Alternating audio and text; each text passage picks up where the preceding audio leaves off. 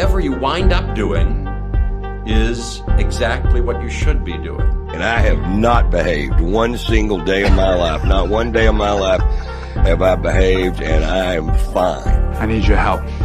I can't tell you what it is. You can never ask me about it later, and we're going to hurt some people. Whose car are we going to take?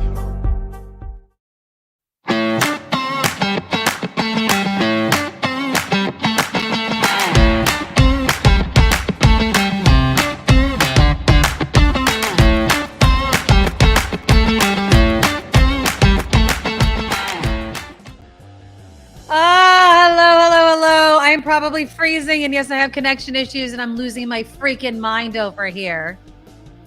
Thank you for joining us on the Nikki Medoro Show anyway. I am Nikki Medoro. I am here, glitchy and all, starting at noon Pacific time or anytime you like on YouTube. Don't look at me is going to be the theme, I think, of today's show. I don't know what the freaking problem is. I'm literally watching my words for how frustrated I am. We're figuring it out.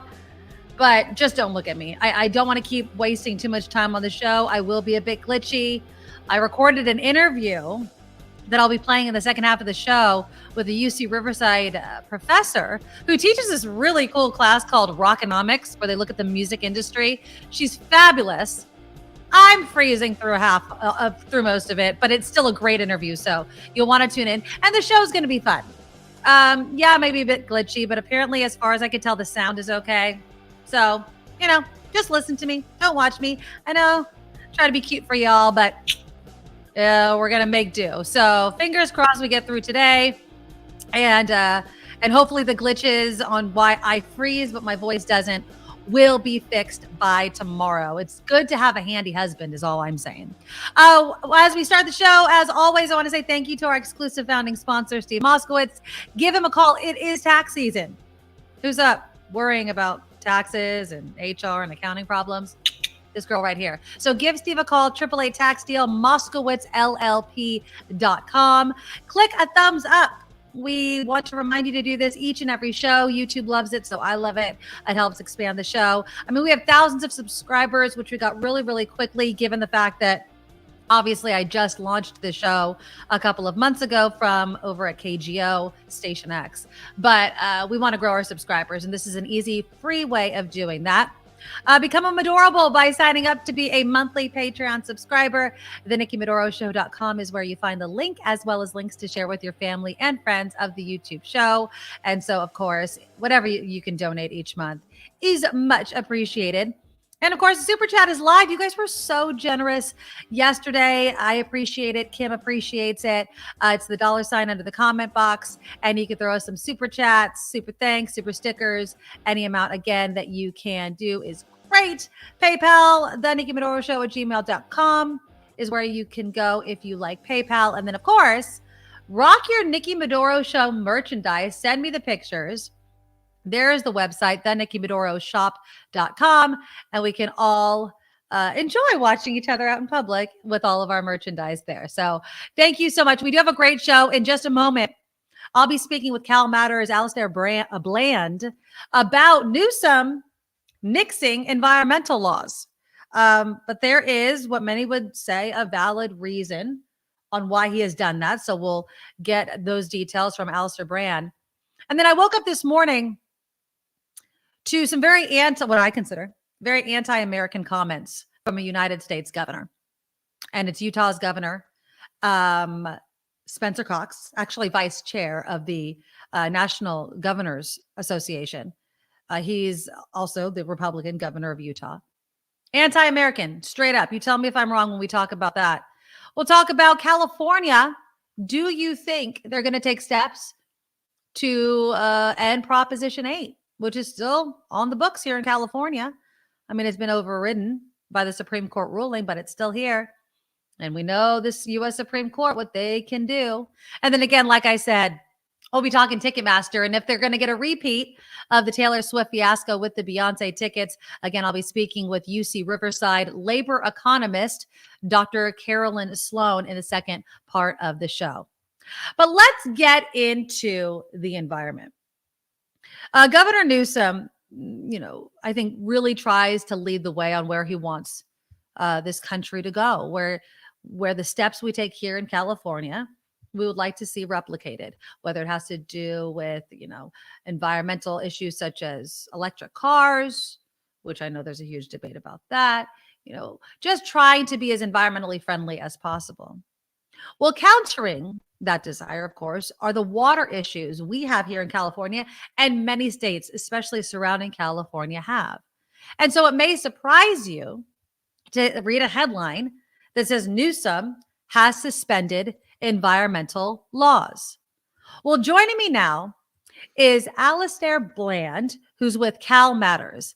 Alastair, thank you so much for coming on. You write about water, you write about the climate, agriculture, and the environment. I really appreciate your time. Thanks for having me on, Nikki. Okay, great. So let's get into this. Your headline, I didn't give the whole headline right there, of course, said Newsom suspends environmental laws to store more Delta water. Explain that order for us. There is currently a drought and there's limited water flowing through the Delta. His executive order yesterday suspends 2 key state environmental laws, which in turn, in doing so, allows the state water board to waive protections in the Delta that guarantee a certain amount of water flows through the Delta and into the ocean. And the effect of that is that we can store more water in reservoirs upstream and divert more water out of the Delta to benefit farms and communities which need water. So it was a string of events, but and that is the outcome of it. And it's because we're in a drought and we're all water strapped right now. Okay, so obviously there was a reason why we had some of these environmental rules, and largely a lot of them have to do with the Chinook salmon and the Delta smelt. For people that maybe aren't, up to speed on this, why do those 2 species matter so much when we're talking about the health of our water supply? Well, they're both native species that occur in the rivers and in the Central Valley, and so the Delta smelt it's not a big fish. It's not economically valuable, but it's considered to be an indicator species, an indicator of the health of the Sacramento-San Joaquin Delta. And its numbers have gone from somewhere in the millions historically to just about extinct. And so this is a strong indicator that there's something seriously wrong in the Delta related to water, how much water is allowed to go through the Delta. Chinook salmon are valuable. Many people like to eat them. There's a commercial fishery based on them, a recreational fishery as well. They're considered an important part of the ecosystem. So if these environmental laws are kind of suspended, what does this mean? I mean, what are some of the worries environmentalists are having given Governor Newsom's order? There's right now in the Delta, there's baby winter run Chinook salmon, which were born several months ago farther upstream. And they are migrating toward the ocean right now, possibly passing through the Delta with less water flowing through the Delta and reaching the bay, San Francisco Bay. They have a smaller likelihood of reaching the bay alive. They're more likely to get killed in the Delta by water pumps or by birds and other fish that will eat them. So the water flowing through the Delta helps. It helps them survive. It's also good for Delta smelt. It's good for the whole ecology of the ecosystem. There is an increased risk of extinction for these species without that water.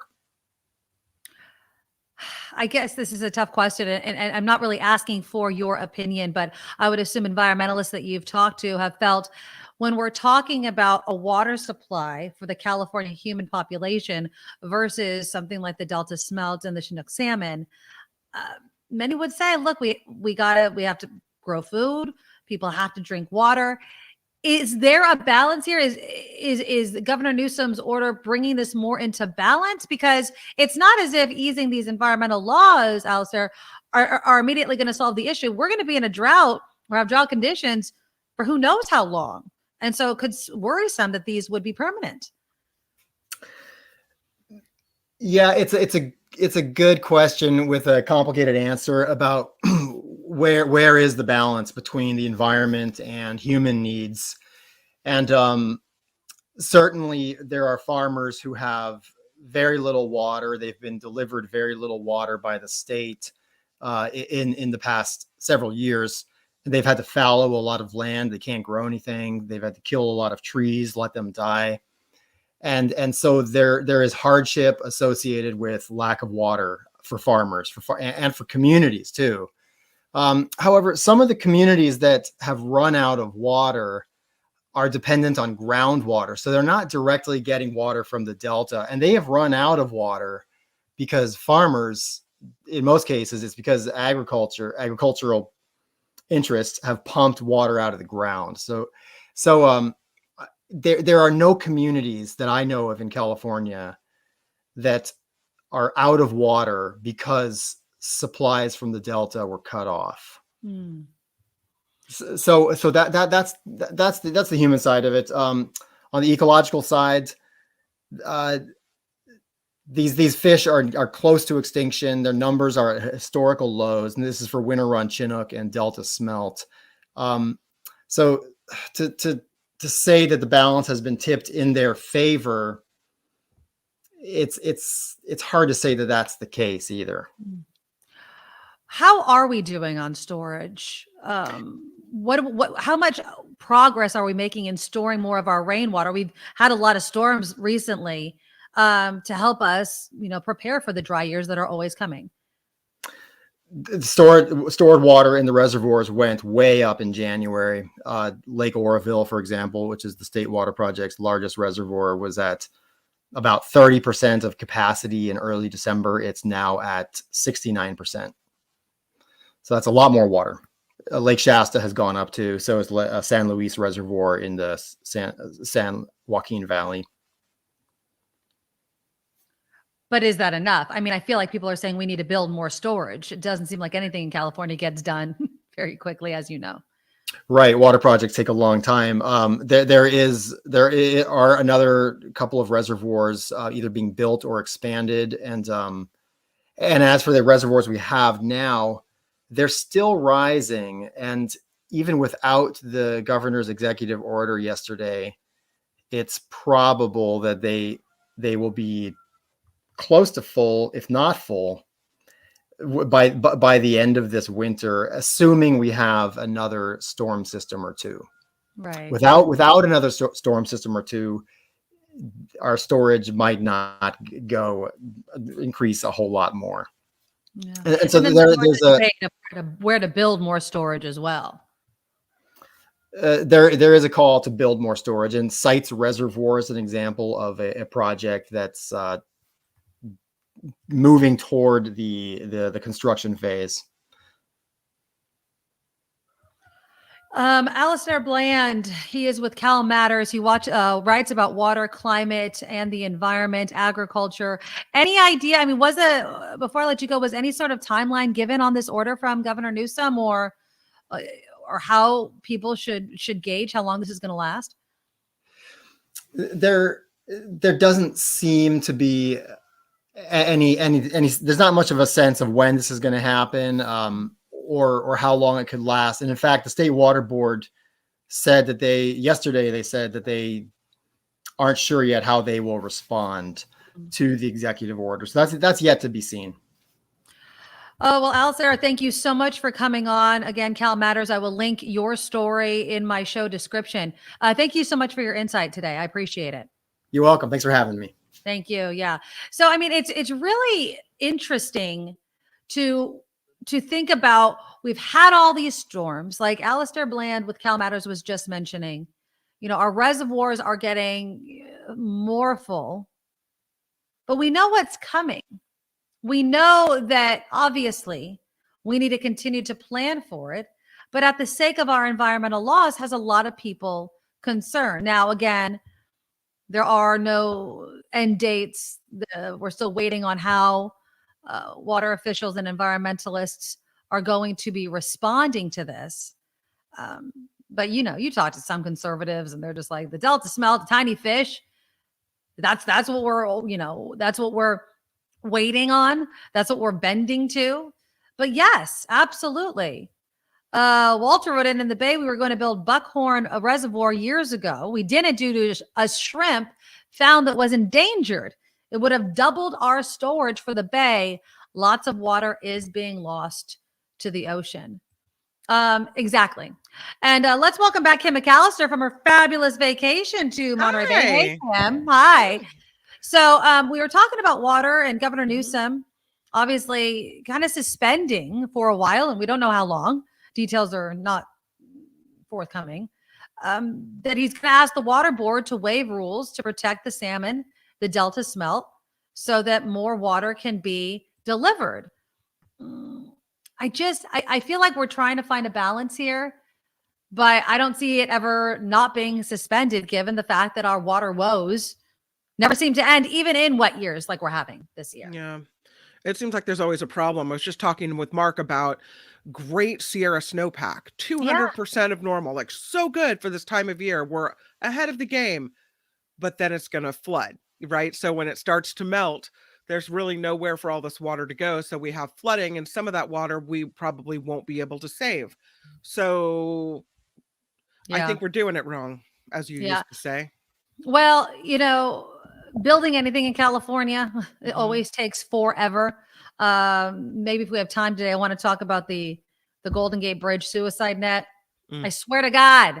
I mean, the price doubles, triples. I don't know how much it is. And it just keeps getting worse. And it's typical. I mean, anything that you want to get built in California, let alone something like a new reservoir or a dam or something that could be controversial for somebody, it just takes forever. Chris is right. Yeah. Once you do a giant one, you need 2 more reservoirs. That's right. Because Chris, should be a constantly evolving system where we're always making it better, because you can't just build it and stop. No, you can't. No. Our population's growing or changing as people move away from wildfire areas, what have you. So we need better storage, and we need better transportation systems for the water, and we need better everything. So you can't just build it and stop. Nope. No, you cannot. Now, speaking of this, I mean, obviously our population is huge. Our economy is huge. But California's population, latest numbers out, has dropped by more than 500,000 in 2 years as people continue to leave the state of California. So between April of 2020 and July of 2022, the number of residents leaving surpassed those moving in by nearly 700,000. The population decrease was second only to New York, which lost about 15,000 more people than California. Mm-hmm. And, obviously this was pushed by COVID-19. It's very expensive to live in California. Obviously, we have a lot of people. You have commutes, a lot of people, obviously brings crime and crowds and things like that. Well, I woke up this morning, Kim, to a very anti-American comment from Utah's governor. Anti-Californian comment. You think it's anti-American? Okay. I think it's absolutely anti-American. And I'll tell you what, I'm going to play it for you. Now, Utah's governor is Spencer Cox. He was doing this joint press conference with Democratic Governor Phil Murphy of New Jersey. Okay, they're part of the National Governors Association. Murphy is the chair of it. Cox is the vice chair. They were meeting with President Biden to talk about issues like, the issues facing the country, such as housing, fentanyl, all sorts of issues. Okay. Yeah. So they walk out, and I'll play it for you. This is from C-SPAN, so I'm pretty sure that I can do this. And I want you to hear, it's going to start first with Murphy, and then we're going to get into Cox. And I'll point out, you see if you can find the anti-American comment. So here we go. Jersey's never been hotter than it is right now in terms of a place for families to come to raise their kids, for businesses to come. We've grown. We're growing. We grew in the last census about average with the other American states, and we're growing even more so since the pandemic.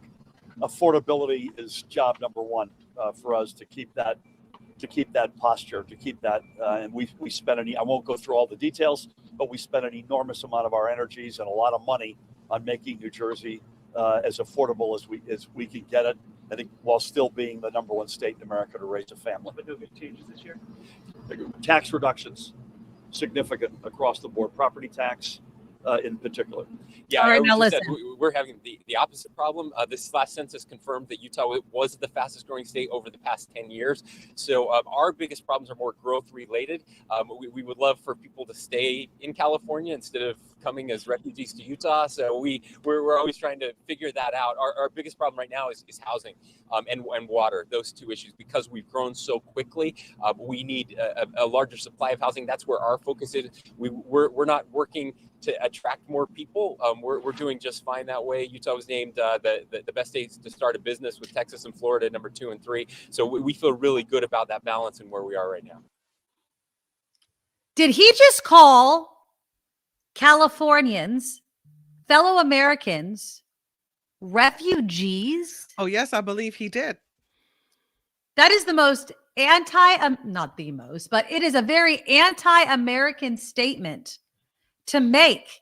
We are the United States of America. You know, for decades, people have been moving to California from all over the country.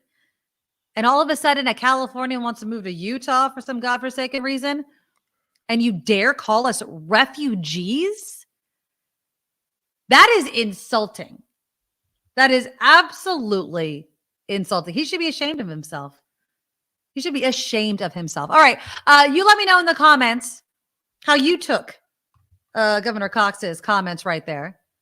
Because I feel like there was a definite message specific to us. It's like, what are we gonna have like a golden bear on us to identify us as, like, we know where everybody else came from that lives in California, right? I mean, it's a bit ridiculous, but you guys let me know in the comments what you think about that. And we'll get into, in just a moment, the exodus of people leaving California. And you tell me, if you were going to leave California, if for whatever reason, what would the reason be? But first, let's talk to our exclusive founding sponsor, Steve Moskowitz, who I hope is going nowhere, Steve. I hope that you're staying in California. I'm staying right here, but you know where a lot of people are going? Puerto Rico. Really? Because Puerto Rico offers tremendous benefits against your federal taxes. Because, you know, a lot of people leave California to go to Nevada or Texas or Florida, Washington, to not pay the state taxes. But if you really want to do it, Puerto Rico has all these special laws that you can save a tremendous amount of federal taxes. So if you are going to be someplace, obviously the term refugee is offensive, you know, as American citizens, we have the right to live in Utah if you wanted to, or any place else. But that's aside from the story. But the main thing I want to talk about was ERC. And again, you know, it boggles me how much bad information there is out there. Just today, this morning, I took a new client, and his CPA, and again, this is not dumping on CPAs, because, you know, I was a CPA before I was a tax attorney. His CPA said, you don't qualify. But the CPA only did the first test, the math test. He didn't tell him there was a second test. And the way he found out about me, he heard me speaking, and he said, what's this other test? And I went over it with him, and he's going to qualify for a lot of money. And so he retained us for the ERC. And then I started talking to him. I said, well, do you have a pension? Well, no. Tell me about that. I said, oh, my God. Well, I have a tough question for you. Would you like to pay more or less taxes? So he opted with the less taxes. And I explained how with most tax planning, you have to write the check by December 31st, 22 to deduct it from 22. But with a lot of the pensions, you can set them up and fund them up to the time of filing the return, including extension, which for a lot of people is September 15th or even October 15th for a few. So that means you can set the pension up now in 23, earn money that you don't even have, take that money, put it in your pension for yourself instead of the government, and then reduce your taxes. His CPA didn't even tell him about it. And I started talking about some other things, and it was like, oh my God, this is a list of stuff that your CPA never told you about. But, you know, a lot of people get so set in their ways. For example, I talked with still another client this morning who complained bitterly about their CPA. And I said, well, okay, you know, before I was a tax attorney, I was a CPA, and I employ both attorneys and CPAs. Come and join us. And they said, oh, but he's been my CPA for so long. I said, well, why don't you tell me how horrible he is? It kind of reminds me about the old joke that people are complaining how horrible the food is in this particular restaurant, and then they complain the portions are so small. I mean, Right. you know, Exactly. but again, a lot of people, and then they all look at the big companies and they say, well, that's so unfair. Those big companies make all that money. They don't pay any taxes. Yeah, that's true, because they have an army of people like me.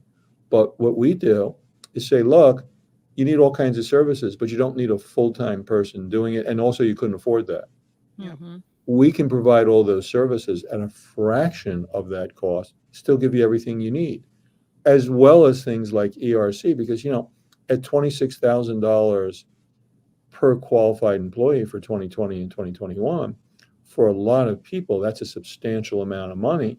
Absolutely. And if the other firms don't want to do the work, that's fine, that's okay. But you tell a client, look, there's another way. Maybe that firm doesn't do it. It's like a medical doctor. If he or she does one procedure and there's another procedure that can save your life, they don't tell you about it because they don't do it. You say, well, look, I don't do that procedure, but another doctor would. And that just boggles me. And I just see that over and over and over again, along with a few people that have just heard about ERC for the first time. That's awesome. And the great thing also about you, Steve, is it doesn't matter where they live in the United States. You can help them with any sort of situation that they have. So That's right. And even outside the country in a lot of cases. there you go. So give Steve a call, AAA Tax Deal, MoskowitzLLP.com. He will help you out. He has a whole team of people. That's not him. I don't know why that. Sorry, that was my fault. I did that. There you go. It AAA would Tax be unlikely that I would be confused for the other person. There you go. AAA Tax He does Deal. have brown hair. And you're gorgeous people, Steve, and very nice to look at. So AAA Tax Deal, MoskowitzLLP.com, MoskowitzLLP.com. Thanks, Steve. guys. But you really appreciate it. Bye. Yeah, give him a call at AAA Tax Deal, MoskowitzLLP.com. Okay, so again, let's recap a bit. We're gonna do Kim's news, and then I want you guys to tell me. One, what did you think of Utah Governor Cox's comments right there, calling Californians refugees? Are you as insulted, or do you get it? Do you understand what he's talking about? Because that's what, I think I find it so insulting, even if it wasn't a governor, because we've heard this before. It's not, as Californians, we know people love to hate on us. They'll take our money. I saw it in the comments. Oh yeah, they'll take our rising property values as we move into their state, but then criticize us for it. And then as if Californians, anybody that comes from California, was always from California. As if we're not part of this country.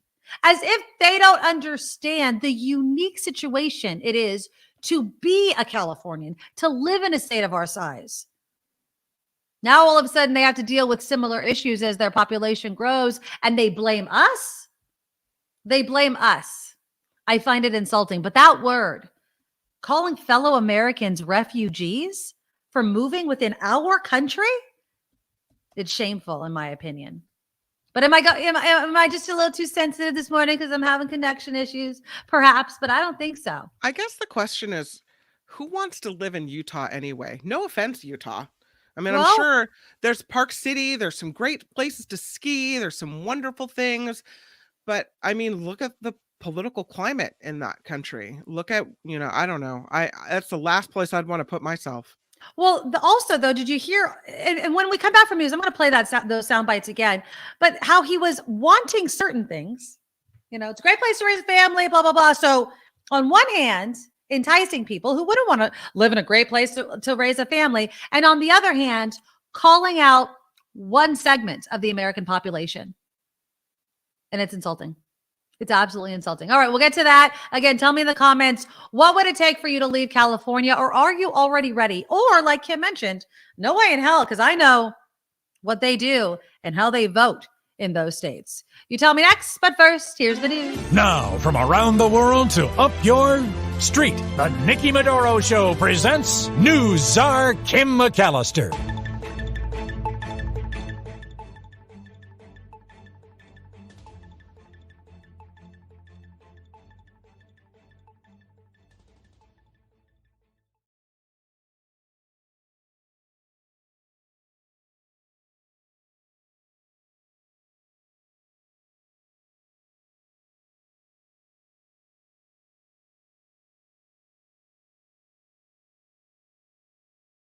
Apparently we lost Kim.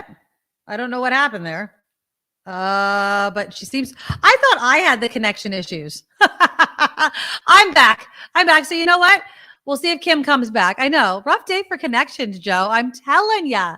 Yeah, I think Kim was frozen there. Maybe it's an Xfinity thing. I don't know what she has. But anyways, okay, we'll wait for Kim to do her news. She can come back because we really missed her news when she was gone. Didn't we all miss her for her vacation? Okay, but let me go through some of these comments. I want to replay it though, because it chaps, what do I say? Chaps my hide that he says something like this, because we are the United States of America. And I know I'm being like, oh, blah, blah, America, America, America. No, my point when I'm saying this, and again, when I play you the soundbite of Cox, my point is that he is insulting fellow Americans. We are all Americans. You know, he can want to take our tax dollars and what we bring to his state to allow him to build and grow. But here we go. This again, I'm going to just play Cox's part of this whole entire thing. Because again, insulting. Here we go. I would just said we're having the opposite problem. This last census confirmed that Utah was the fastest growing state over the past 10 years. So our biggest problems are more growth related. We would love for people to stay in California instead of coming as refugees to Utah. So we're always trying to figure that out. Our biggest problem right now is housing and water, those two issues, because we've grown so quickly. We need a larger supply of housing. That's where our focus is. We're not working to attract more people. We're doing just fine that way. Utah was named the best states to start a business, with Texas and Florida number 2 and 3. So we feel really good about that balance and where we are right now. He sucks. He sucks. He absolutely sucks. Refugees. Now, there's nothing wrong with, being a refugee. You don't want to be a refugee. But to call fellow Americans refugees as if we're escaping. Yeah, we're escaping with all of our money because your place is cheaper to live. Refugees, my ass. I don't understand. Yeah, Walnut Creek adult softball. I have no words. Now there's some fans of Utah. The yoga room rides don't new residents pay taxes. It's ridiculous. I have to say Southwest Utah is pretty amazing. John, you're absolutely right. Nobody comes to California anymore because it's too crowded. Again, California's population dropped by more than 500,000 people in 2 years. But you know what we are doing? More people are having babies here. A lot of people are having more children in California. The LA Times had it. Let's see. California births exceeded deaths by over 200,000 people. Florida's declined by about 89,000. California had more than 200,000. Texas had more than 243,000 births that exceeded deaths. Walter writes in, I love California. I'm an Oakland native. Love Maui just the same. California proves even with regulations, industry can still be profitable. 4th largest economy on the planet. Refugees from success. Yeah, and let's welcome back Kim McAllister. It's interesting. Sorry, my internet went away. Oh, there's fair. 2 of me. That's funny. Lori writes, Nikki, I think you're being overly sensitive myself. But here's the thing, Lori. He just told us we're not welcome there. He took the welcome mat and put everyone except Californians on it.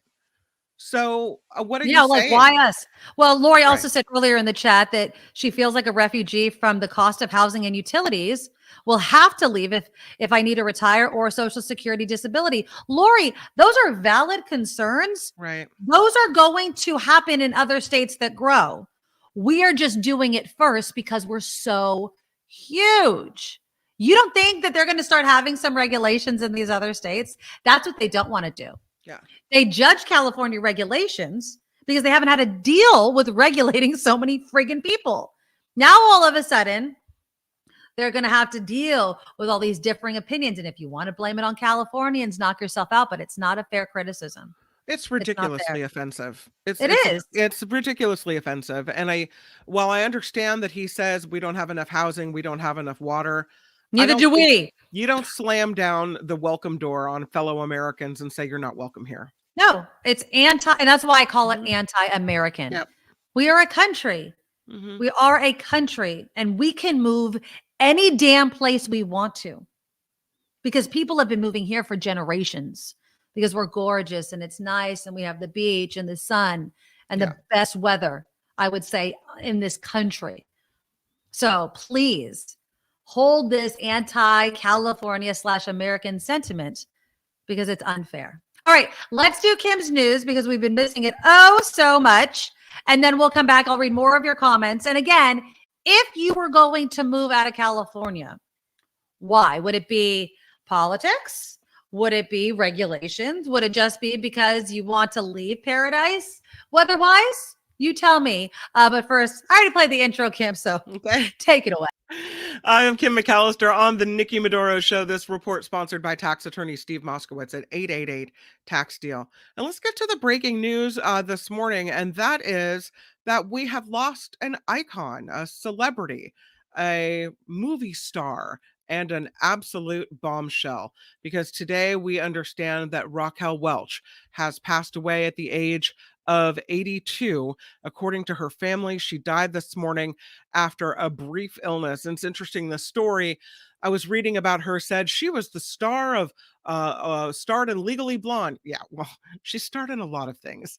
To the list, probably too long to list, but the star of stage and screen, beauty, an icon, Raquel Welch, dead at the age of 82.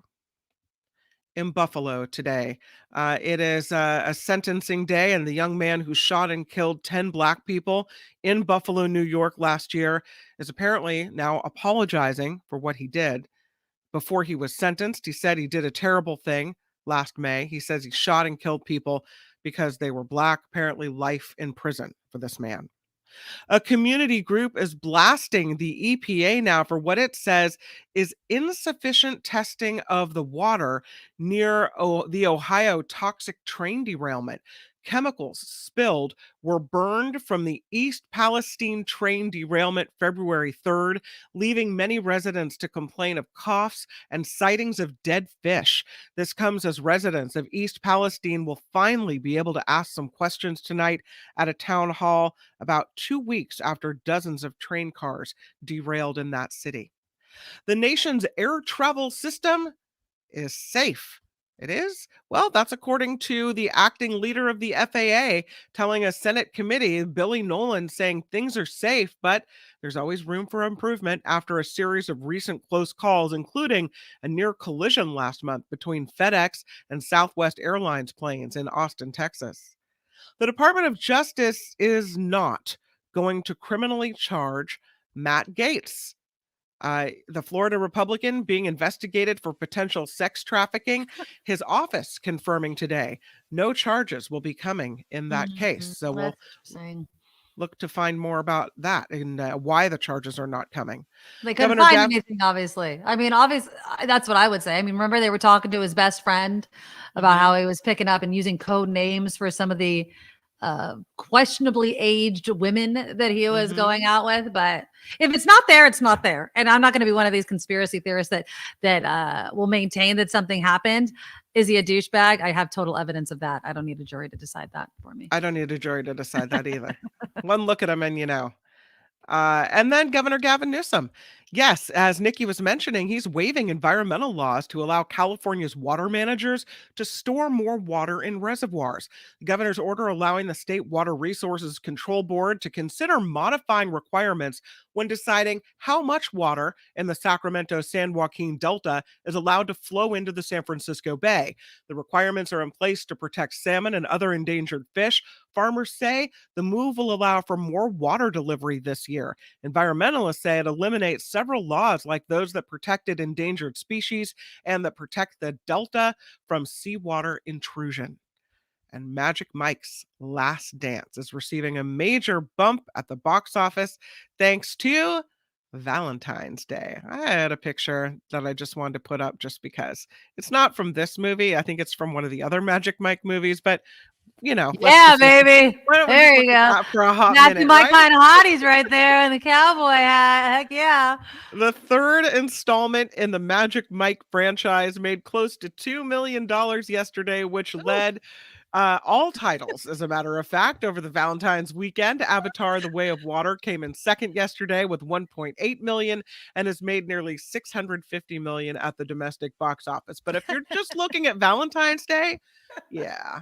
Nobody wants to watch The Way of Water or whatever. You want to watch this. I bet they got a bit of a bump. Yeah, I could see that. Or, I mean, I don't know if you take your date to see Magic Mike 3 because you're hoping that it'll spur on a little sexy time. Yeah, exactly. Heck or yeah. have you heard that some ladies do Galentine's Day, GAL? We were talking about that, Okay. when you were gone. So Yeah, absolutely. Maybe they went to the Galentine's Festival with the ladies and saw the movie. Why not? Whatever right? way. Yep, there you go. I'm just going to leave this up while I say this report is sponsored by tax attorney Steve Moskowitz for more than 30 years. Steve has put his tax knowledge to work for individuals and for businesses. If you need help with your taxes, give Steve a call, 888-TAX-DEAL, or you can reach him on the web at moskowitzllp.com. I'm Kim McAllister on The Nikki Medoro Show. We missed you, Kim. We really, really did. Thank you so much. Absolutely. I want to show one comment here. And it was again from Lori. And I love, Lori, I love how you participate. I love everybody participating. So I'm not trying to just target you, Lori. But you made a comment and it reminded me of something. So you said, I honestly don't give a poop about what this guy says. I'm not offended. I didn't take it the way you are. I love, love, love California.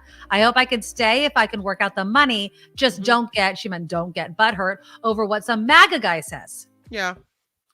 Okay, so Lori, so what you're telling me is the rhetoric from our political leaders doesn't trickle down into the rest of the community and that they don't then act on the words of people in power?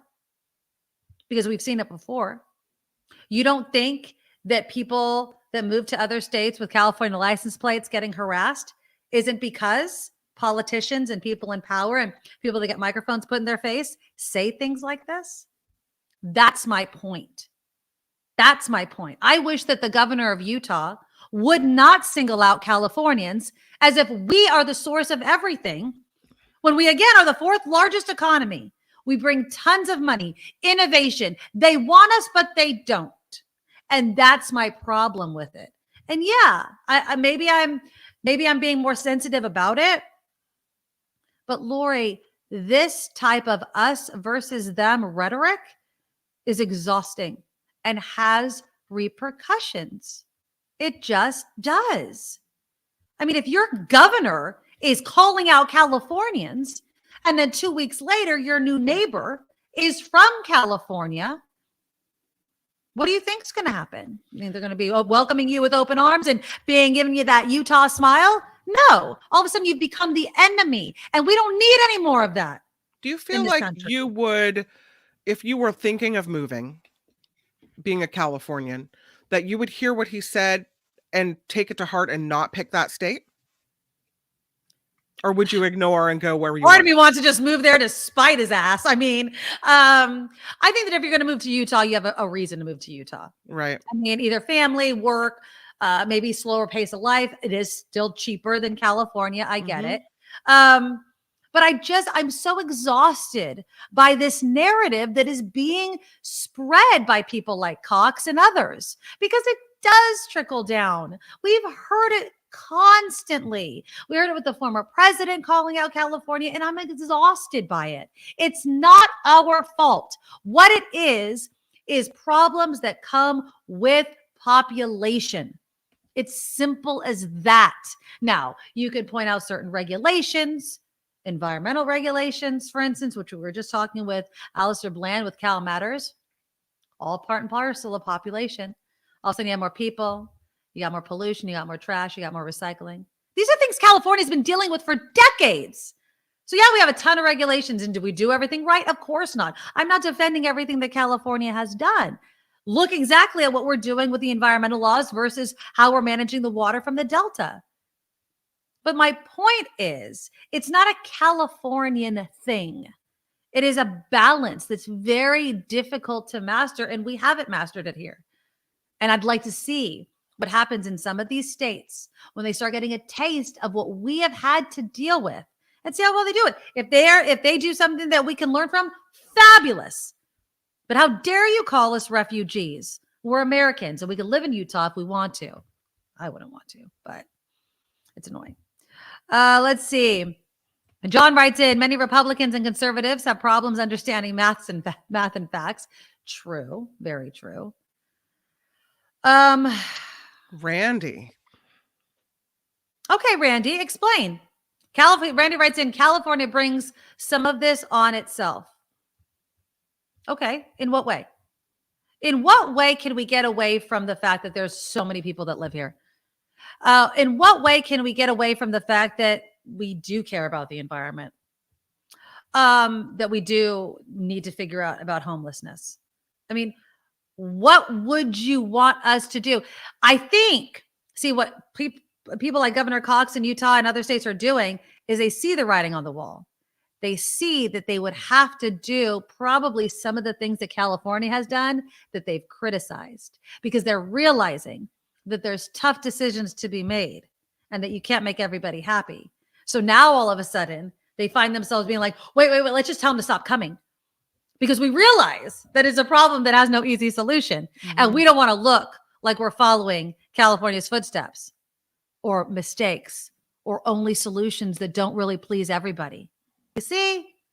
So that their answer to this is don't come. Don't come. And they're calling out California because we have the money.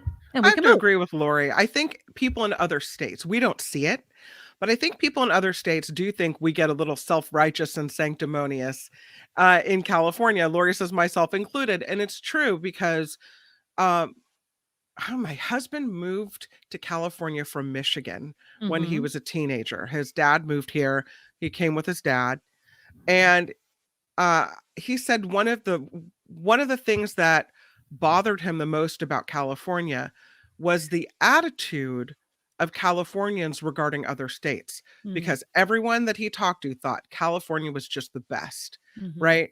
We don't really, other states are kind of extraneous. We don't really have time for that. Or gigantic. I mean, I think Texas and Florida probably feel similarly. Right. New York feels that way. They're a fraction of our size. Somewhere in the middle. Right? Iowa, Indiana, Idaho. It's an I state. Whatever. We don't care. Does it snow there? Yeah. Our focus is here. And maybe on a little bit of what's happening in DC and New York. But other than that, it's just kind of like, it's part of the US, but it's not California. So it's just not as good. And I think Californians tend to feel like a little bit superior in a way. And so that can turn people off. I do think it can turn people off in other states. Look, do I feel like we're any less superior? No. However, I do understand that is the case. We're a huge state. We take up most of the West Coast. I think that if you're going to talk about a state, you're going to talk about a state that is the fourth largest economy. Again, you're going to talk about a state that has tourism, natural beauty. The reason why, and again, maybe it is a little sanctimonious and, we're better than you, but, and I'm not saying this kind of jokingly, when you have so many positives, it's hard not to feel that way. But I'll also say this. I think Californians, myself included, are put on the defense because of what other people say about us. It's like, well, screw you, I get very insulted. I'm a native Californian. I think that we are the excuse that other states like to give because they don't want to handle their own problems. Oh, it's because those Californians are moving over. Really? Or you're just not handling growth, right? And growth always happens. People always move. Now, all of a sudden, we're the scapegoat because you can't handle your problems. Give me a break. I did it myself. I thought, and I think I even said it's Utah. Who wants to live there anyway? Right? Our state is so much better. Who would even think of it? Yeah.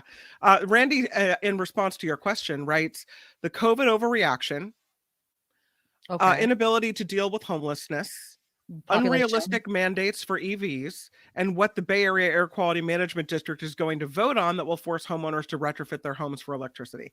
These are things that he doesn't like about California.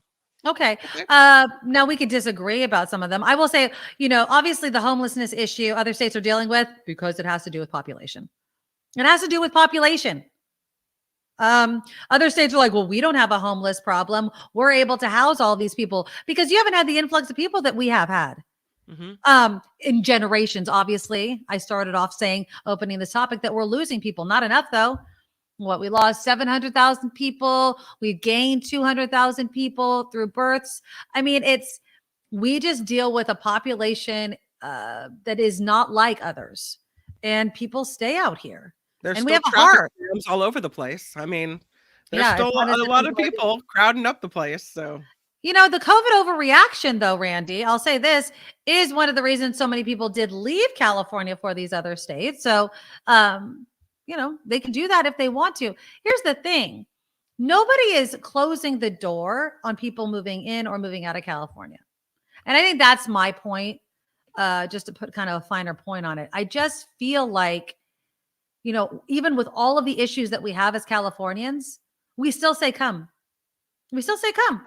Right? You don't hear Governor Newsom standing out there and saying to fellow Americans, you're not wanted here, calling out people in Utah or other states. We have issues. We have homelessness. We have water issues. We have all these issues. And yet we're Americans. So if you want to come, we're going to work together. We're going to work on a solution. That's the difference. Walnut Creek Adult Softball writes in, I agree with Kim. I know native California people who have the better than attitude, yet they never lived in any other state. Guilty. Guilty as well. Although I was born in Hawaii, so technically I've lived in another state. Nope, I've never lived in another state in my life, and I don't give a beep about it. I visited. I have family in other states. So does that count that I know what it's like for them to live there? I have family in Florida. I have family in Arizona. I have family around this country. And friends, very close friends. I have friends in Idaho. I get a taste of it. I guess the difference, and again, this is going to be my holier than thou attitude about the whole thing. I'll visit you. I don't want to live there. No. I don't. With all the problems and all the criticism, if I can make it work here, I want to stay here. Vilma, Californians that move someplace else usually bring their politics, whether Democrat or Republican. We might see a change in the states. That also worries some of these states. You don't think they know that? They know that. But I would say if you're escaping California, you may likely be a conservative. Look at Idaho, right?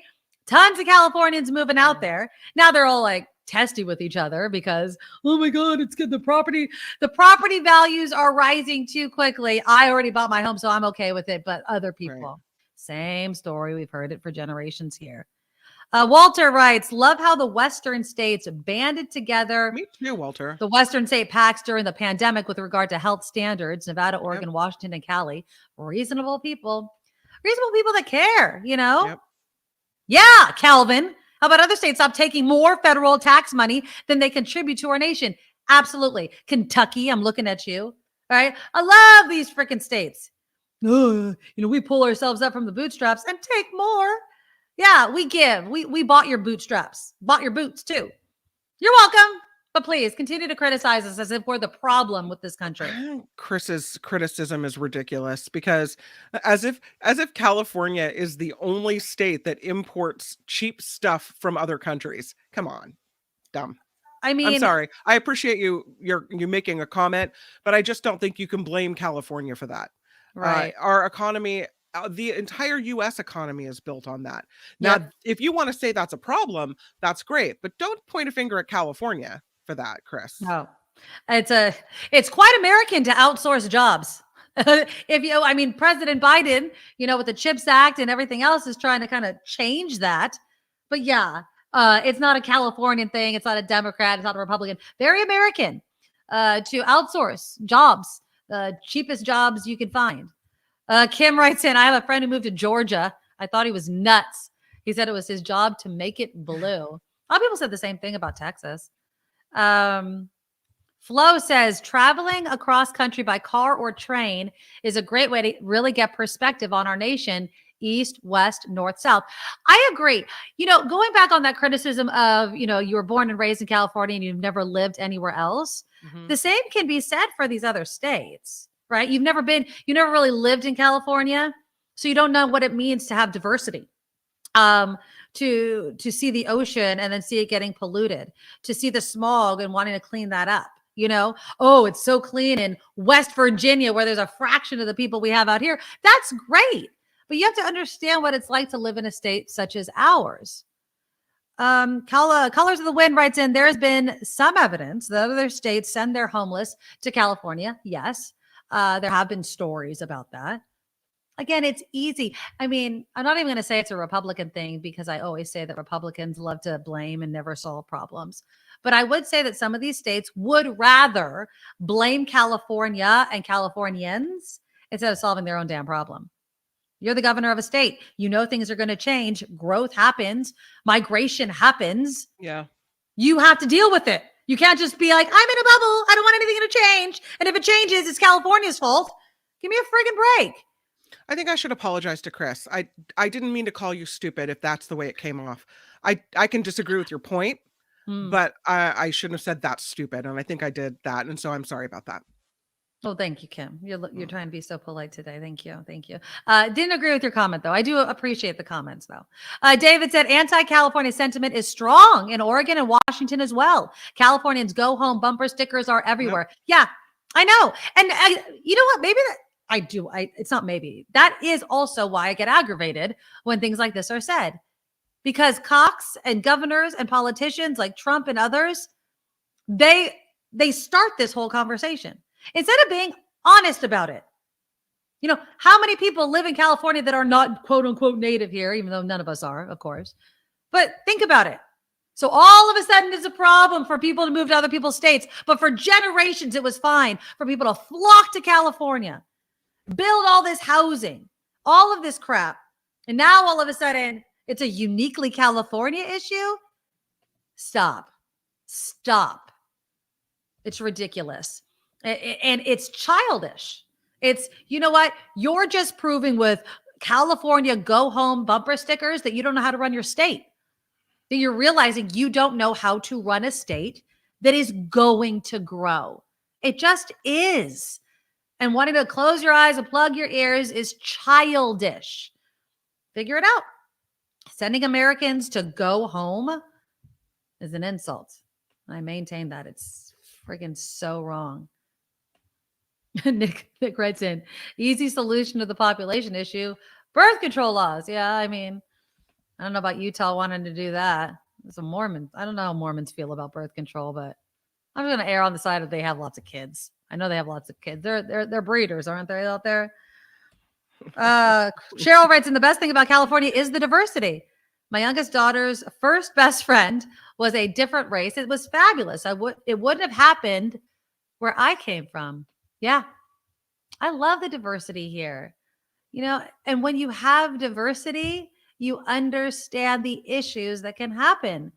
And I think that makes you more empathetic, that it's not an easy fix. It's not as simple as slapping a stupid bumper sticker on your car, spray painting it. You saw that video of that car? I forget if it was in Utah or where it was. California, go home, and it was a Californian. That's Americans talking to Americans. Yep. You know, and I bet you dollars to donuts, some of those people that would do that would slap the California go home bumper sticker, probably have a freaking American flag in their yard. You should, kneel and pledge of allegiance. Really? I'm an American. You're insulting the crap out of me. This is our country. We can move wherever we want to. Damn it. All right. I think I kind of, I beat that one to death. There's other things that I wanted to talk about with California. Proposition 8, Prop 8, as some of us used to call it, still in the books. So do you think, Kim, that we are going to get rid of Prop 8? You have to have another measure to take it off the books. Do you think that we're going to do that? If it's up to Californians again? Do you think we won't make the same mistake we did when we passed Proposition 8? Don't you feel like we're so far past that in California now? I want to feel that way. I want to feel like all the fears that you had over same-sex marriage, right? Mm-hmm. All the things you thought, oh, now they're going to marry their dog. And now what's next? And the family and the structure of the family. All the things you were scared about with same-sex couples being married and showing love turned out to be not that scary. Right? Well, that's your opinion. Some people would say that, you know, No. the transgender bathrooms is just an extension of this. The gender issues that we talk about constantly is an extension of all of that. Once we allow, I'm playing devil's advocate here. Once we allow gay marriage, look at what's happened to society and our children and blah, blah, blah. Some people will say that. Some people would love to re-vote on Prop 8 and again, keep it on the books. I have no doubt. There's always going to be hate. Right. There's always going to be someone who doesn't wants to keep someone else from having stuff because they don't like that person or they don't believe in what they stand for. But I just feel like all the arguments to be made against it have been shown pointless. Right. Members of society who pay taxes, who contribute, who work, who raise families, who love, who've turned out not to be scary people and are just like you and me. And the more same-sex couples get married and move in next door, and the more Pete Buttigieg shows up on Fox News, the more we're like, oh, look there is no monster under the bed. There are people like everybody else. It's fine. And hopefully now we see that. Hopefully, you know, people who were so scared of it aren't scared of it anymore. That's my hope. I would hope too. Judy agrees with you. So same-sex marriage is not the big scary thing that right-wingers made it out to be. Yeah. But Nick also wrote in and said lots of people are still scared, disgusted with anything that isn't nuclear heteronormative. Absolutely.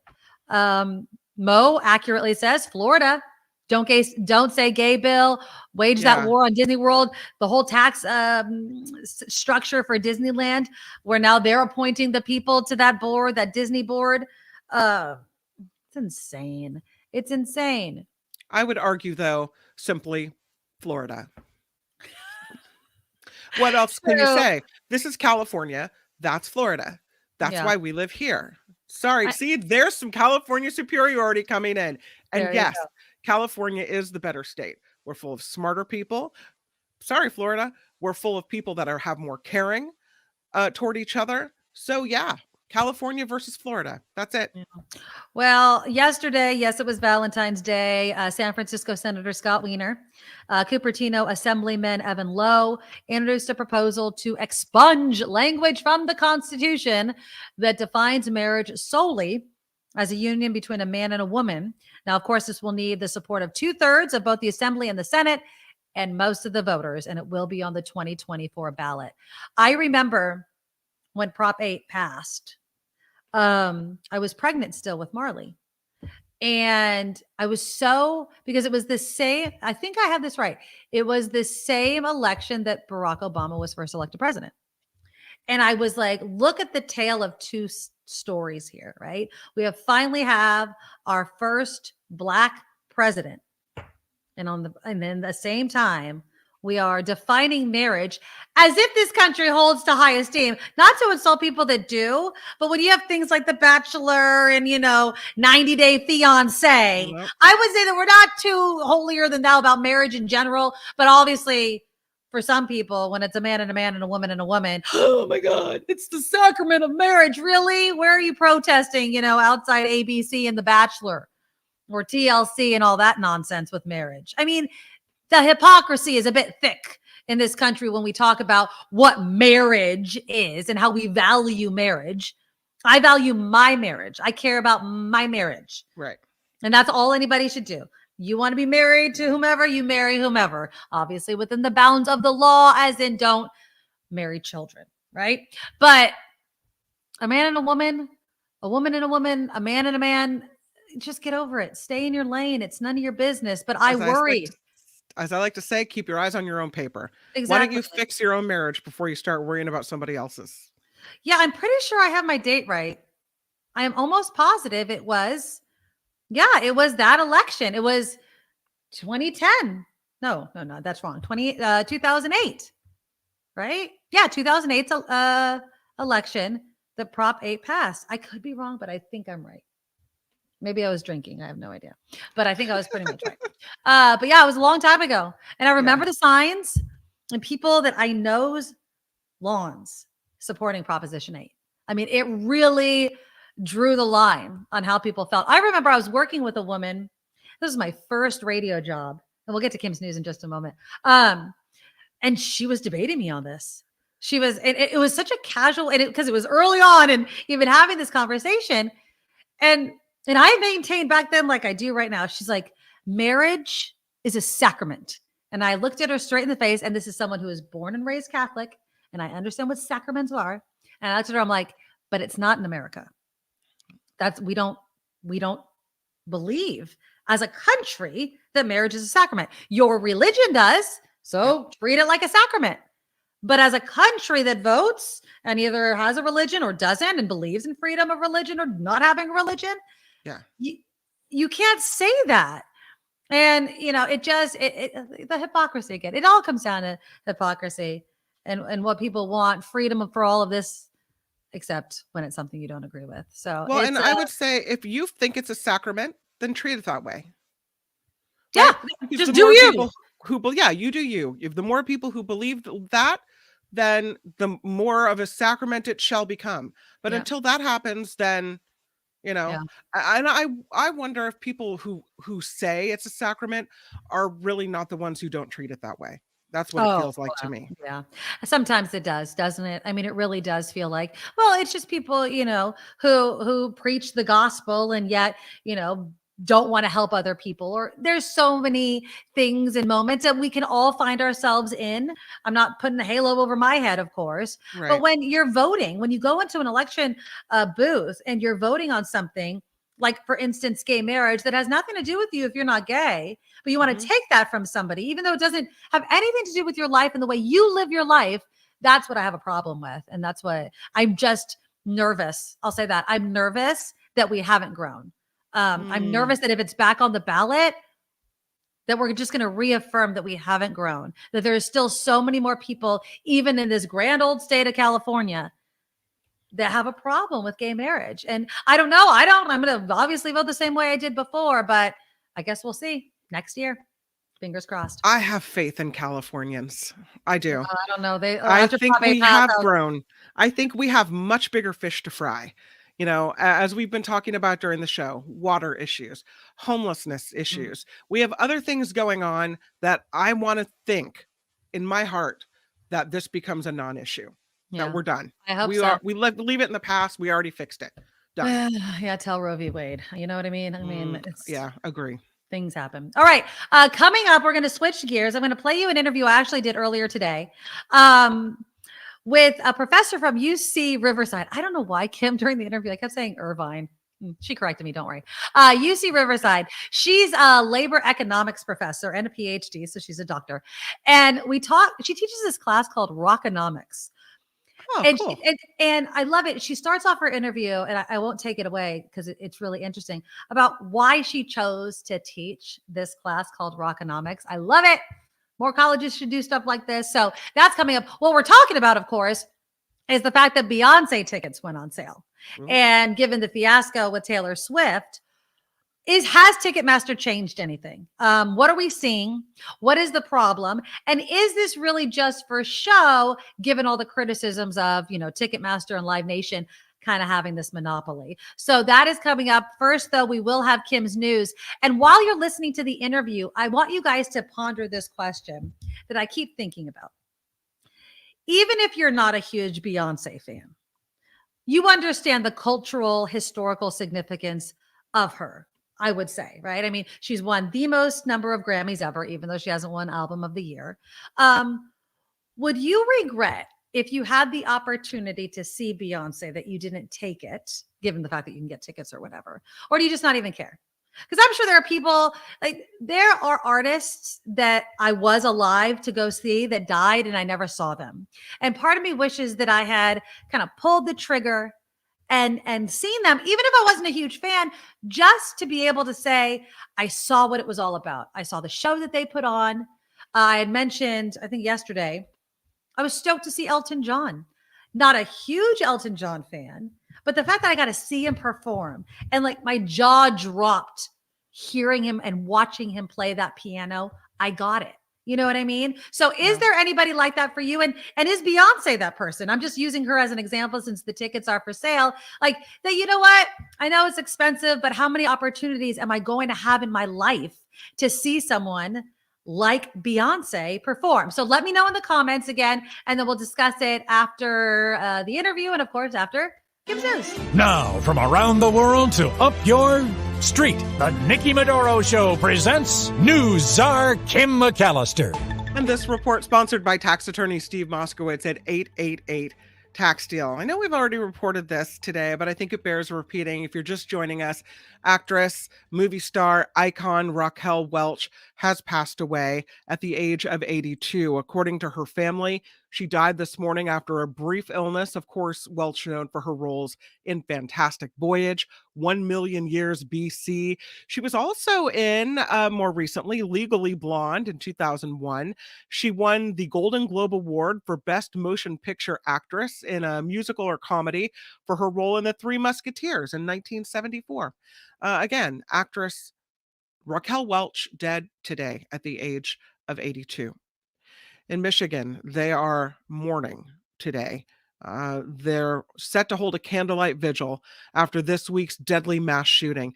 It's set to be held at a popular on-campus landmark seen here. It's known as The Rock, to honor the victims and the support of to support the community. Mental health resources and crisis counseling are also available on the Michigan State University campus as well. This is incredible. Incredibly sad. The death toll from last week's earthquake in Turkey and Syria, it's now over 41,000. More than 35,000 of those deaths in Turkey. Turkey's president says survivors are still being pulled from the rubble this many days after the fact. That is sad. I can't even imagine. Nikki, more than 41,000 people are dead. I know. People that found pockets to hide in are still being pulled from the rubble. I just can't. I mean, you cling to those stories. Like I think I saw a day or two ago, a child just had been found, and you know those images you hold on to. But what you said, 40,000 people, 41,000. My God, that is tragedy on top of tragedy, and it's freezing. They have no heat. I mean, how many more people are going to die simply from exposure and not having any basic services? Because how can you with that kind of devastation? I've been thinking about this a lot, and I know that the building codes are different here, but a magnitude 7.8 earthquake is going to do a lot of damage. Oh, hell yeah. And so here in California, 10 people die in an earthquake, and that's a big one, right? 100 people die in an earthquake. That's absolutely astronomical. 41,000 people. That's crazy. That is crazy. That is So so sad. they need to do something different there. Now, again, a 7.8, I don't know what happens to California. I don't know how our buildings hold up. I would like to think we have codes that are strong enough to keep us safer, but I just, my heart goes out to them, and I think they might need to make some changes to their building codes. Yeah. Well, yeah, absolutely. Yeah. Elon Musk says the end of 2023 would be good timing maybe for, a new CEO at Twitter. Yeah, the Twitter chief speaking virtually today at a summit in Dubai. He was asked if he had found a replacement yet. Musk said he needs to stabilize the organization first, and that toward the end of this year would be a good time to find someone else to run the company. Stabilize it? How about gut it? I don't know. In San Francisco, Mayor London Breed is introducing a measure to provide more funding to the stretched out police department, down 541 officers. Mayor Breed says more than $27.5 million of a budget supplement will ensure continued police presence throughout San Francisco. It would help pay for the overtime that cops have been working in order to keep shifts covered. The funding also expanding hiring and beefing up patrols in business and commercial corridors. In addition to a continued staffing shortage, 21% of current officers will qualify for retirement at the end of this fiscal year. Big problem with police in the city. city of Sacramento and city council, they're facing some pretty big protests from residents upset about the purchase of an armored police vehicle. Tensions flared for a second week over the Rook. It's a $440,000 vehicle resembling a bulldozer that the Sacramento police are set to get, apparently. But the people coming in to protest the spending of all that money on that. Filming set to resume this spring on Alec Baldwin's movie Rust. That's gotta be a hard one to just pick up and keep going on, don't you think? The Hollywood Reporter says the film will restart production with a mix of new and old crew members.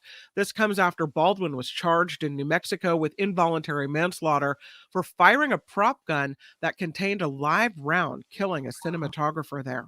I definitely wouldn't be touching any of the weapons or the guns on that. I would nope, not going to do any of that. Well, you would have to. I mean, it's an old Western, right? So there's got to be some more gunfire. Hopefully they put a lot more money into this production and have team members upon team members that triple, quadruple. This is a low budget movie. That was the problem. And now they're facing lawsuits. They're not going to be spending any more money. I guess the question is, why are you still making this movie? Thank you. Exactly. I was thinking the same exact thing. Jeez. All right. Here's the last story for you. This one. Ooh, I'll tell you.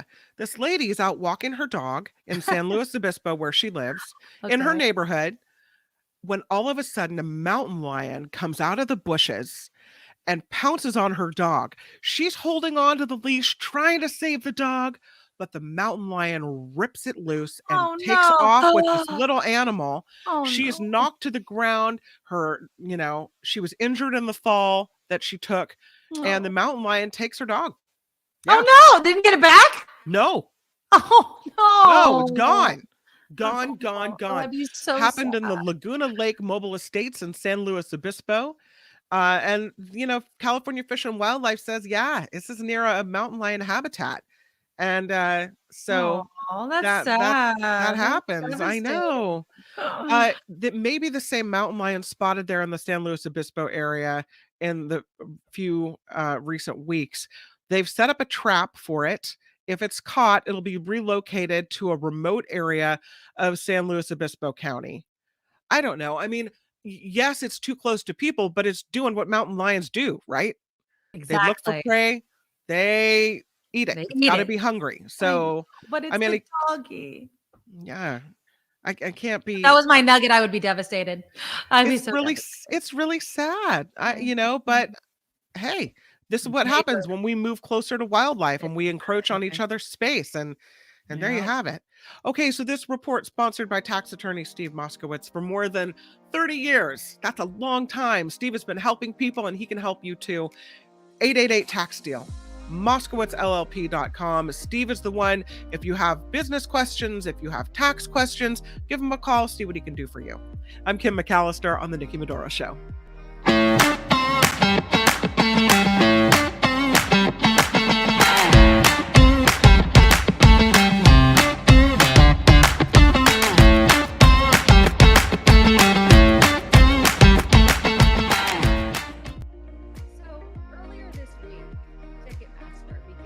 Selling Beyonce tickets. It was kind of a similar thing where Ticketmaster was telling the many, many fans of Beyonce that they had to kind of sign up to be verified. Now, there were a few other steps, and there was a lot more warnings for people who felt, possibly this could be a redo of what happened during the Taylor Swift fiasco. Many people are watching to see if Ticketmaster, which many say has a monopoly on ticket sales, since they also work with Live Nation on concert venues at major stadiums around the country, whether Ticketmaster actually learned any lessons from the Taylor Swift fiasco, and that could be applied this quickly to Beyonce. Pardon my phone. So is the Ticketmaster changing anything? Or is this kind of just lipstick on a pig, kind of going through the motions, making people feel like they have a better shot at getting decently priced tickets? Or is it just going to be a repeat of what happened? Well, joining us today is labor economist Carolyn Sloane, who is an assistant professor at UC Riverside, actually teaches a rockonomics class that is actually studying what happened with the Taylor Swift ticket sales. Professor, doctor, thank you. Hi, Nikki. Thanks for having me on today.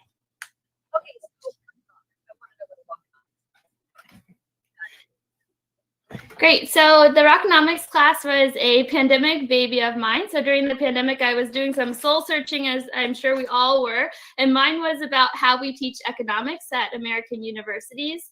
So the way that it's taught in most American universities is an introductory class that we call a principles class. And then we teach you the same class again with calculus. And then you throw a statistics class at you. And so you have to be pretty far along in the major before you ever see a course like the one that I'm teaching, which actually looks at the topics that economists study. So we have a lot of fun in economics beyond kind of just principles classes. And so the kind of the topics that we're interested in our research, usually you wouldn't see till your third or fourth year. So I wanted to have a class that sat earlier in the sequence that would relate something that's really interesting to undergraduates, the music industry to something that's really interesting to me, microeconomics. So we do things like look at topics like pricing, consumption, the role of luck in markets, market structure, all within the context of the music industry. And we have some people from the industry come in and talk to us and give us their perspectives on how they see kind of economics working in real time as applied to the music industry. Can I just say that all classes should be like that, where you apply the fun stuff earlier on to keep people interested? I'm just going to say it's amazing that you're doing that. I think it's a fabulous idea. But I was reading an article, I think it was an NPR, where you were actually studying what happened with the Taylor Swift ticket sales. So kind of teach us, Professor, when you look at something like Ticketmaster, Live Nation, and then a huge star like Taylor Swift, who is a human being, can only put on so many concerts, so there's always going to be this limited supply. What did you see, and what is your class examining as the problem or the source of the problem, what happened there? So what we're talking about a lot with Ticketmaster this quarter is about market structure. So how competitive is the market for ticketing? And so the market for ticketing is pretty uncompetitive. And so in terms of how you would classify monopoly in your earliest microeconomics classes, you might not say that Ticketmaster is a monopoly because it's not only the single firm in a market. It does have some competitors. But the way that the Department of Justice thinks about monopolies is related to market share. So their rule of thumb is about 40 to 60% of market share makes a firm a monopoly. So in that perspective, we would consider Ticketmaster to be a candidate to be a monopoly in the ticketing space. So we've talked about that. And as it relates to the Taylor Swift tour, it's really salient because Ticketmaster had a lack of competitive incentives to invest in the infrastructure that they needed to combat the bot attacks. And so it really isn't about kind of, in this context, predatory behavior by Ticketmaster at all. It's about a lack of incentives to make the proper investments that they needed to make to kind of pull it off, to pull off this one-shot pre-sale that they did with Taylor Swift. So what they've kind of learned since with the Beyonce tour is they've decided to kind of meter the demand. So they are now grouping the pre-sales, which is different. And they're also communicating a lot better with the fans as well about what's going on. So this is all kind of things we've been looking at, and we watched the Senate hearings together. We took kind of a critical view at the senators' questions and the testimony that happened during those hearings. Okay, so let's talk about the hearings. I mean, is this a solution that the government needs to step in and take care of? I think so. And I think that the Senate hearing was interesting in terms of providing more transparency to the public about what's going on in not just the live events ticketing space, but what's going on kind of in the U.S. economy writ large when it comes to issues of antitrust. So it's always important to have these kind of hearings from the perspective of transparency. It's also important because it created a record for the Department of Justice that they can use in any kind of enforcement hearings or actions that they want to take against Ticketmaster. So they created a record for the Department of Justice. And then lastly, it's important because they considered some of the remedies that might happen in terms of public policy. And so I think the remedies that Our kind of low-hanging fruit are things like all-in pricing, where we might see better transparency in pricing, and that's something that Ticketmaster has endorsed. I don't know kind of how much of a difference that will make. So the idea with all-in pricing is that instead of seeing at the end, you kind of get to, I want to go to the Hollywood Bowl, I think a ticket is $40, and at the end it's $65. So instead of seeing that at the end of the transaction, I would see $65 from the start. I don't know how much that is going to not anger people to see that earlier that in the transaction, but that's something that the New York State legislature is experimenting with. So they're kind of forcing Ticketmaster to drop in the fees earlier in the transaction in New York State for shows that are performed there. And that's something that Ticketmaster says they're willing to do. Of course, that's not that difficult. But the other remedies would be enforcement action. So that wouldn't be by Congress, that would be by the Department of Justice. And that's a space to watch. But it's important that Congress has these hearings because, as I said earlier, Ticketmaster doesn't have competitive pressure to invest. And so when you kind of have that void of competitive pressure, if you want to actually see monopolies or firms in not that competitive markets actually change their behavior, that pressure has to come externally if it's not going to come from competitors. So they're definitely reacting to the pressure of perceived enforcement action. Nobody wants to go up in front of a Senate Judiciary Committee hearing. I hope I never have to do it in my life. And so I think that's also adequate pressure for them to invest. And so we've seen these changes happening between the Taylor Swift and the Beyonce because they're kind of responding to the pressure from policymakers, not because of competitive pressure. But do you think they also see maybe that they're going to be deemed a monopoly and that they're going to have to be broken up? Yeah, that's the threat of divestiture, or what people at the DOJ call a structural remedy, is definitely looming. And so that's something that they're thinking about. And you see that kind of in this change of behavior about how they communicate. So one of the services that Ticketmaster provides to promoters and artists is that they really become the shield for the artist and the promoter in terms of they will take all of the ire from fans, and that's kind of a service that they're providing to the promoter and to the artist. It's actually the artists and the promoters that set ticket prices. And so in the past, we haven't seen Ticketmaster be as vocal about saying, hey, if you're mad about prices, it's not us, it's the artist.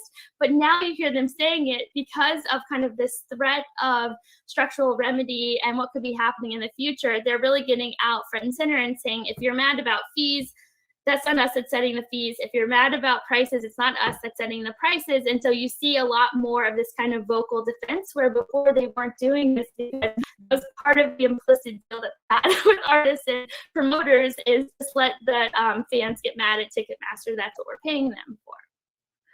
Talk about how the money is split up for people that don't understand between Ticketmaster, Live Nation, Ticketmaster are combined. That's the concert venues, these major stadiums, and the actual artists. I mean, you talked about how the fees and all that stuff that people get so upset about is more on the artist. What do you mean by that? How do they decide prices? So that will depend on what type of artist. So there's, as we say in economics, a lot of heterogeneity, or there's a lot of variation in types of artists, and that will drive the market power that they have when it comes to negotiating with promoters or negotiating with the ticket servicer, Ticketmaster. And so Clyde Lawrence from the band Lawrence testified in front of the Senate Judiciary Committee. I would say they're probably in the top 60th percentile of touring bands right now. And so he kind of complained about not having a lot of market power when it came to negotiating with Live Nation as the promoter.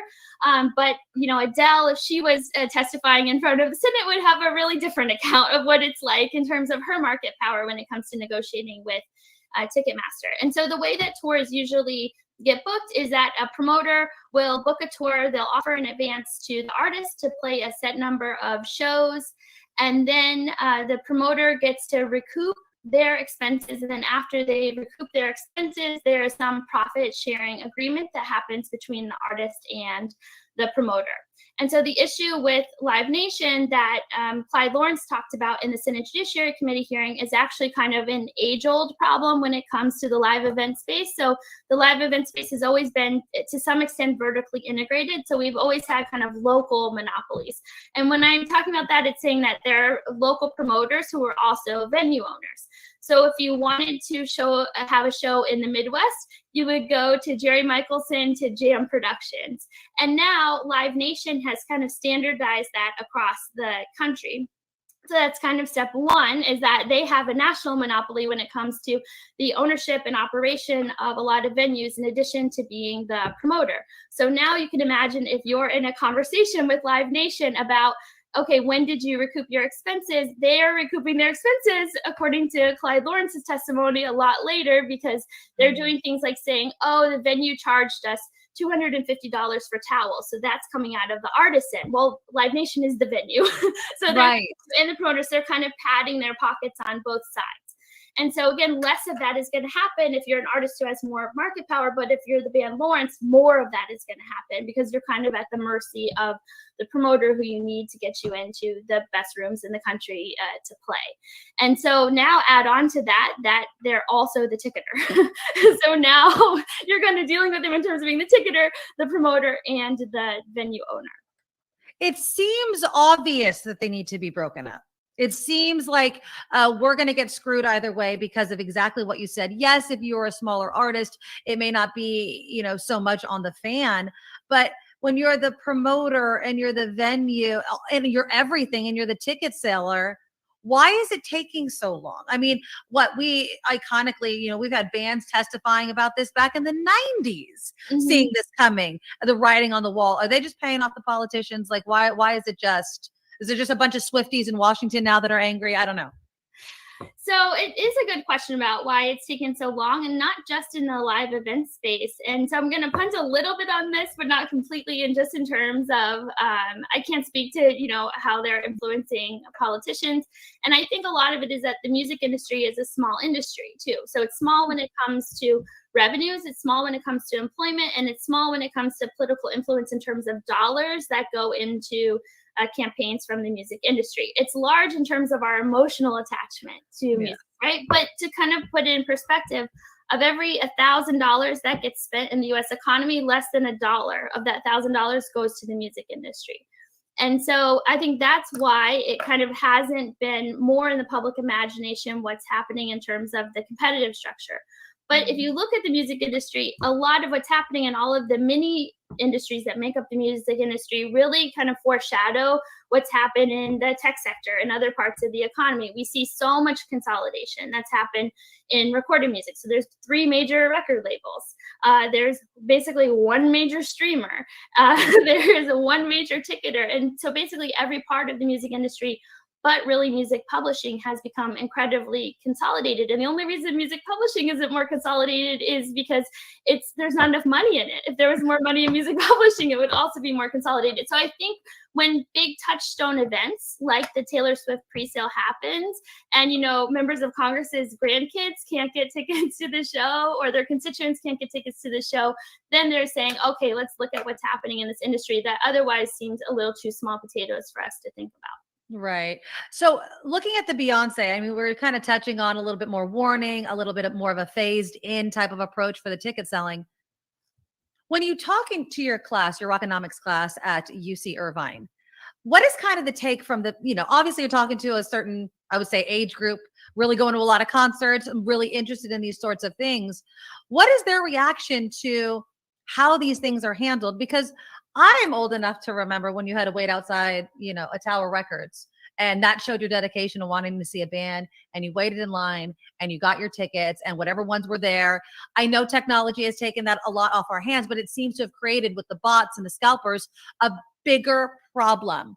Are you sensing any sort of demand to go back to an antiquated, more analog type of way? No, so my students, and they'll want me to say this, to correct you, to say that UC Riverside, not UC Irvine, go Highlanders. Oh, shoot. I apologize. I don't know why I said that. I apologize. That's fine. But my students, they're very of the times, so very 2023, so they never want to step back when it comes to technology. But something that's interesting in terms of a remedy that we discussed in class is saying, well, maybe what if the tickets were just non-transferable? So I kind of floated that. I was also kind of in a devil's advocate role of saying, well, what do you all think of some of the remedies? So a lot of them are like divestiture, right? Because they just feel like it's truly unfair how the market is structured. And so they have that, very strong, like good moral compass, 18 to 20-year-old view of like that it's unfair and break it up. But also we kind of talked about this perspective of, well, what if you just kind of eliminated the secondary market? And they're like, hey, not so fast. And they all had really good insights on this as very early trading economists of saying, I, as the person who purchased the tickets, I now own the property right. And so this is what they kind of struggled with, which Nuzzo kind of touched on in his testimony to the Senate Judiciary Committee of saying, when you buy a car, Volvo doesn't get a claim on that car forever. So as soon as you buy the car, it's your asset to resell. And that's really kind of my students really locked onto that and saying, like, I own the sneakers, I can resell the sneakers. I own the concert ticket, I can resell it. But they didn't think that it was fair to kind of completely eliminate transferability. So I was saying, well, what if, the artist decides kind of if it's transferable or not transferable, and they were okay with that. But they were kind of like eliminating the secondary market overall. They were really not okay with kind of from this perspective of it didn't seem fair in terms of that the artist should have a permanent claim on the asset, even though they purchased the asset. I mean, and I understand that. I kind of take it along with music in general, right? I mean, you buy something and back in the day, you physically own that CD. You can copy it, you can copy a tape or what have you. And now all of a sudden it's a stream and that's all you get and you can't. So it has changed. The secondary market is an interesting kind of topic simply because if you're lucky enough to get the original ticket for whatever price, definitely more reasonable than you're going to find on the secondary market.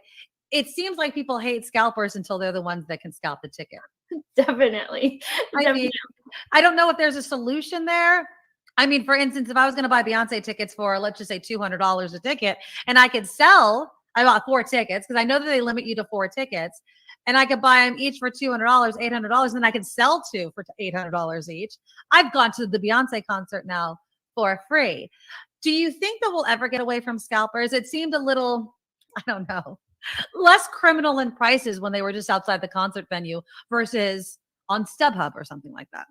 Well, there's a lot of things going on here. So I think the first is that I think everyone is kind of bothered by what seems like the unfairness of the kind of bulk or industry level scalpers. So they're kind of going in with programs with bot attacks in terms of accessing a bulk amount, and it just seems unfair.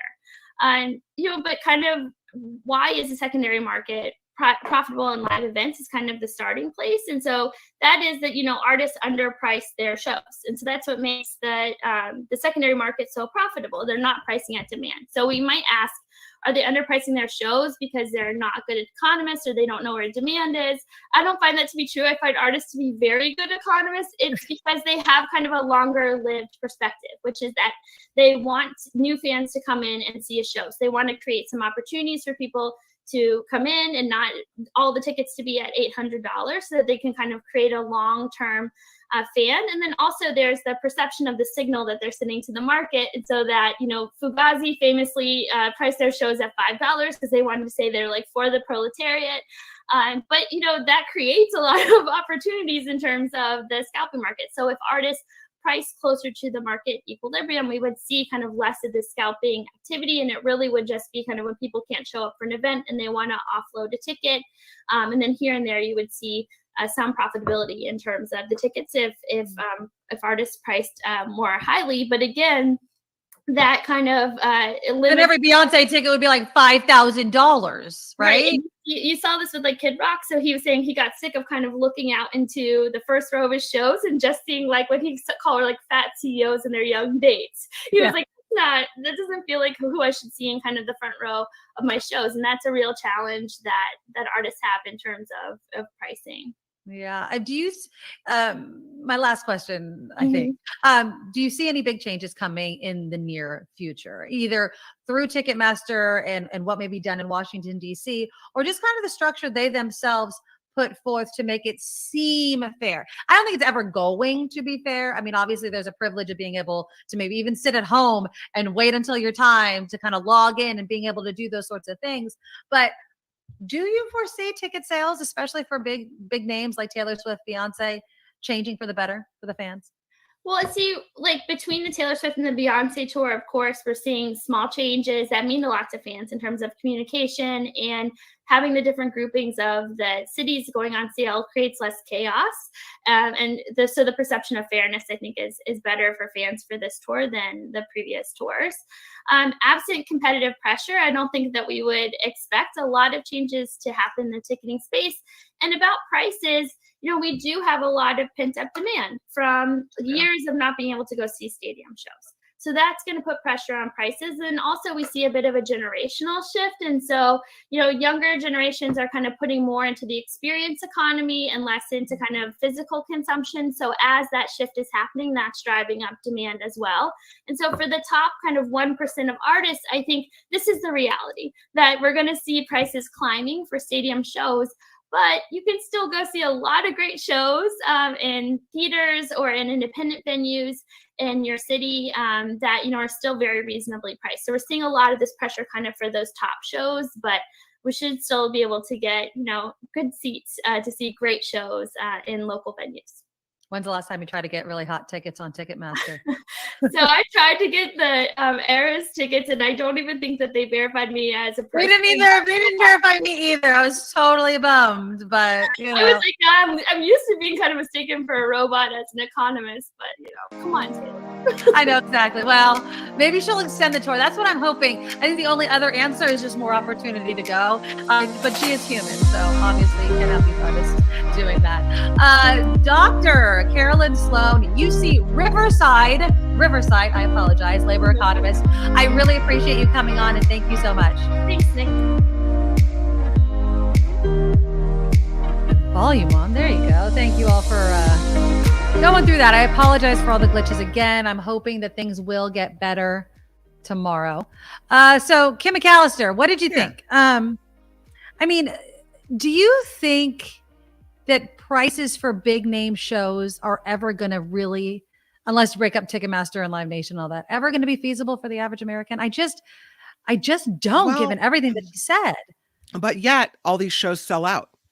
Well, yeah, but I'm talking about shows, so I want it to be fair. And I think that's such a childlike thing to say. Like, why can't it just be fair? Yeah. And I was mentioning how you used to wait outside Tower Records or whatever to get tickets, but even that wasn't fair. I mean, not everybody could do that. Not everybody could spend all day waiting in line. Scalpers always existed. I don't know. Would you go see Beyonce if you can get tickets? I can't compare myself to what everyone else would want to do, because I'm not going to a concert. I'm not going. Oh, that's right. You don't buy tickets to concerts anymore. I don't buy tickets to concerts. So you're I've worked in radio for too long. I expect them for free, and if I'm not getting them, I'm not going. That's really funny. I mean, you don't feel this kind of, I was alive during this generation, like your kids are going to look at you and be like, you were alive during Beyonce and never went to go see Beyonce? Well, I feel also that if I really like an artist, maybe I'll buy the music, and I enjoy the music and listening to it and singing to it, but I don't necessarily enjoy the concert experience. I don't want to be packed in with all those people, especially in this era of COVID and God knows what else is next, right?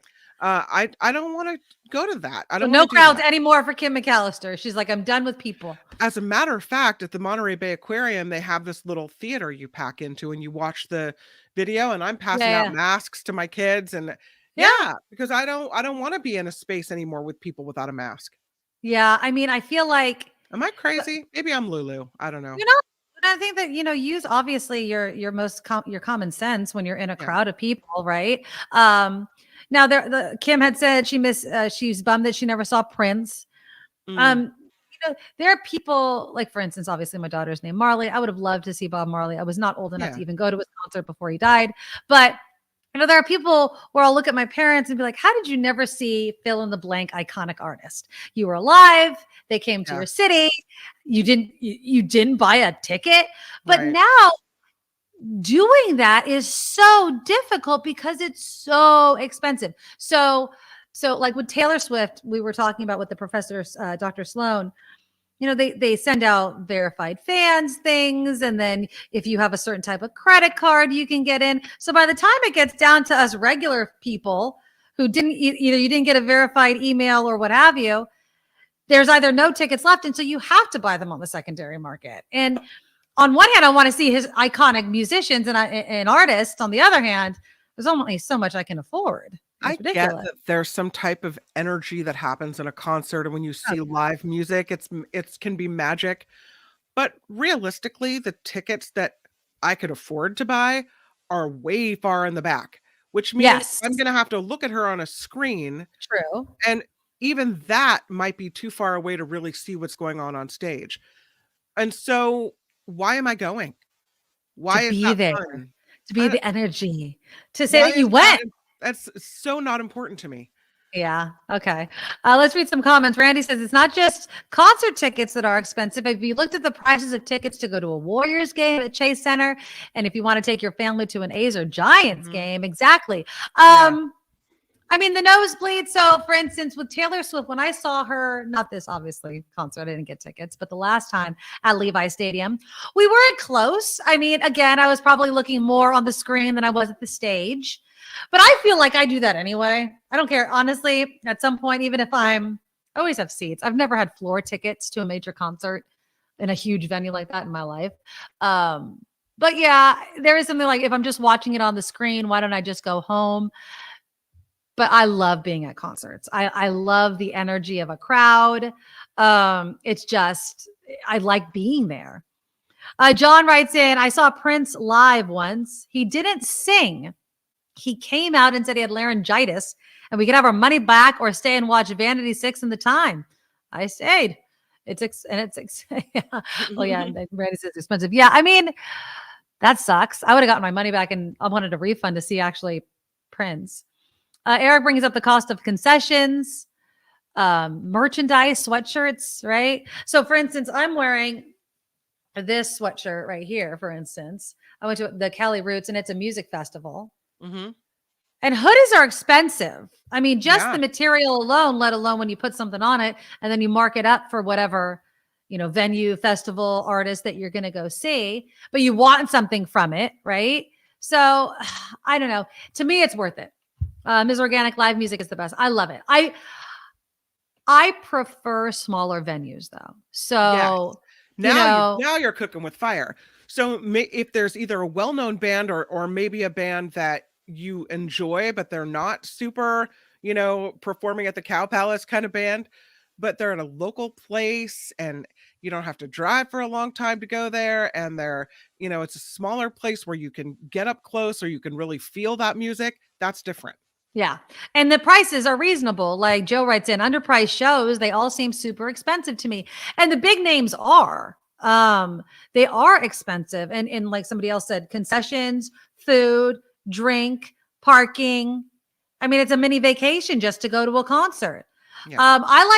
Some of the local venues that I love to go to, Moe's Alley in Santa Cruz, a great venue. I've seen a lot of reggae artists there. The Catalyst. And then in Pacifica, Longboard. I think I have that right.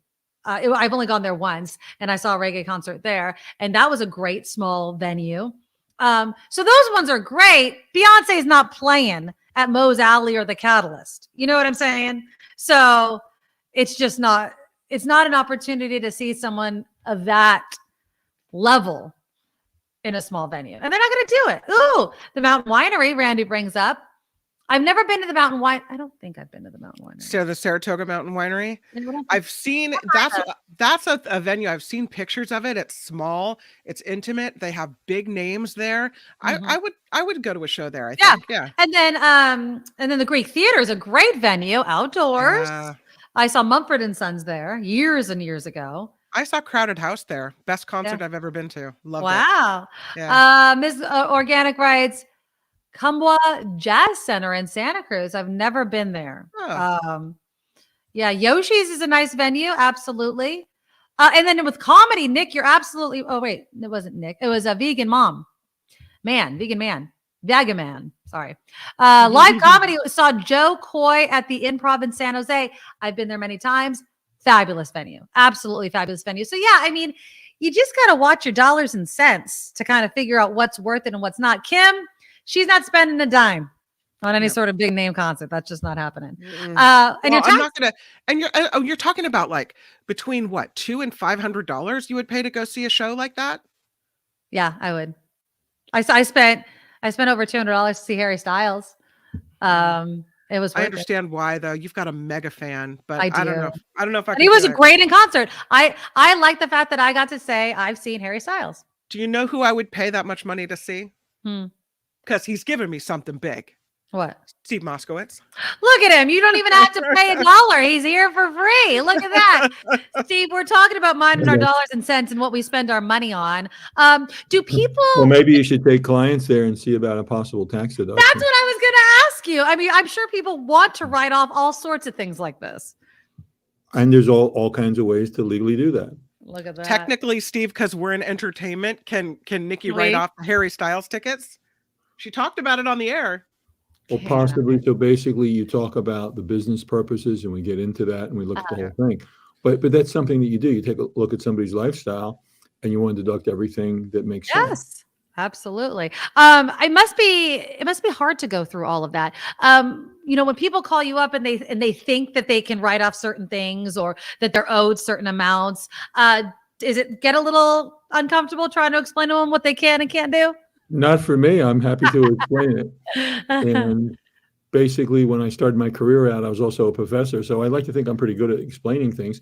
Just like ERC, I've been explaining to people that employers can get up to $26,000 for every employee they had during 2020 and 2021 if they qualify. And what just boggles my mind is that there's so many CPA firms and other firms who are only taking the easy way out. There's 2 tests. You only have to qualify for one of them. And one test is, did your gross revenue drop by a certain amount? That's easy. It's math, yes or no. 1 + 1 is correct answer. Everything else is wrong. They stop there, and if the gross revenue didn't go down or go down enough, they say, well, no ERC for you, goodbye. Mm-hmm. And there's so many people that said they were turned away by some CPA, and they only heard about the second test when they heard me on the air. And then they said, well, Steve, what about me? And a lot of them, not everybody, of course, but a lot of them do qualify. Now, it's an awful lot more work to qualify somebody that way. That's why the other firms aren't doing it. The math test is quick and easy, and you can mass produce them. With the other test, sometimes we have multiple meetings with clients. We have to give them homework. I had a client where on our 3rd meeting, we determined he qualified for half the periods, and now he's doing more homework to see if he qualifies for the other 2. But there's a lot of money involved. And I've seen so many people leaving large sums of money on the table because somebody didn't want to bother to see if they're qualified or not. That's so vitally important. Or another thing is somebody says, well, I don't want to get audited, so I won't take the money. And I say, my God. So what if you get audited? We'll go ahead and represent you. And if you've done what you're entitled to, no problem. Like driving a car, a police officer might want to see your driver's license. So what? You show it to him or her. The bottom line is that if you're legally entitled to something, so what? My whole radio and TV career, I've always said you should take everything to which you're legally entitled, no more and no less. That's what the big companies do. And that's what individuals in your listeners should do. And you need somebody in your corner, and that's Steve Moskowitz. So give Steve a call. It's really easy. A phone call can literally change your life. Definitely help you sleep easier. That's for sure. So give them a call, 1-888-TAX-DEAL or MoskowitzLLP.com. That's 888-TAX-DEAL or MoskowitzLLP.com. Thanks, Steve. We always appreciate it. Talk to you next time. Bye. Yeah, so give them a call. Support our sponsors. Tell them Nikki and Kim sent you. Okay, let me just read a couple of more comments before the end of the show. I love calling out our friend Pat Thurston. Moas, how much do you think Pat Thurston paid when she went with her daughter to Las Vegas to see the K-pop crowd? Pat Thurston, I will tell you this. I just know this. Amazing mother. You know what she would do? I don't think I'm sharing any story that she would buy tickets, better tickets for her kids to see the concert and still go with them and like sit a couple rows back or like not even as good as seats. I'm like, you are a good mom. Yeah. If I'm buying front row tickets for my kids, I sure as hell am being in the front row too. Because poor Julia's never even been to a concert. I'm gonna have to send her to San Jose to go with you guys. Enjoy. You have never taken your 13-year-old daughter to a concert? Never. My daughter's first concert was Bruno Mars. I took her to go see. Wow. How old was she?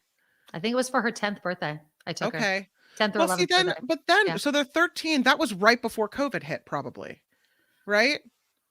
What, Marley with her at 10? No. With Bruno Mars, right? Well, yeah, because they're 13 now. So in the last couple of years, it was COVID-y. Bruno Mars. When was Bruno Mars at the SAP Center? I don't know. Whatever year that was is the year that I took my daughter. I thought it was for her 10th birthday. I don't think it was before that. But she's about to turn 14, so it was definitely before COVID. It was way before COVID. But I've taken her to see Taylor Swift, Bruno Mars, Harry Styles. I see more concerts because I live kind of vicariously through my kids. I go, you want to go see? My son has never been to. No, and then we also saw Maroon 5. Yeah, I take my kids to concerts. Yeah. I definitely do that. I like that because I get to go. So that's the whole thing. It's like I'm not going to do what Pat Thurston goes too, but I'm getting tickets. I'm getting tickets for all of us. We're all going to go and have a great. I try again. I like going to concerts, and I feel like there was a part of my really 30s, I would say, where I didn't go to a lot of big name concerts. I really just went to reggae concerts, which I'm not knocking. I love them to death. But because 2017, thank you, Kim. So 2017 was 5 years ago. Yeah. So it's 9. Way pre-COVID. Yeah. So, but yeah, there was a part where I was just seeing a lot of reggae concerts, smaller venue concerts, which I love, but big name concerts. I saw Maroon 5 a couple times and things like that. But Copper writes in, I never went to concerts with my parents. I went with my mom and friends to go see New Kids on the Block. I saw with my parents Janet Jackson.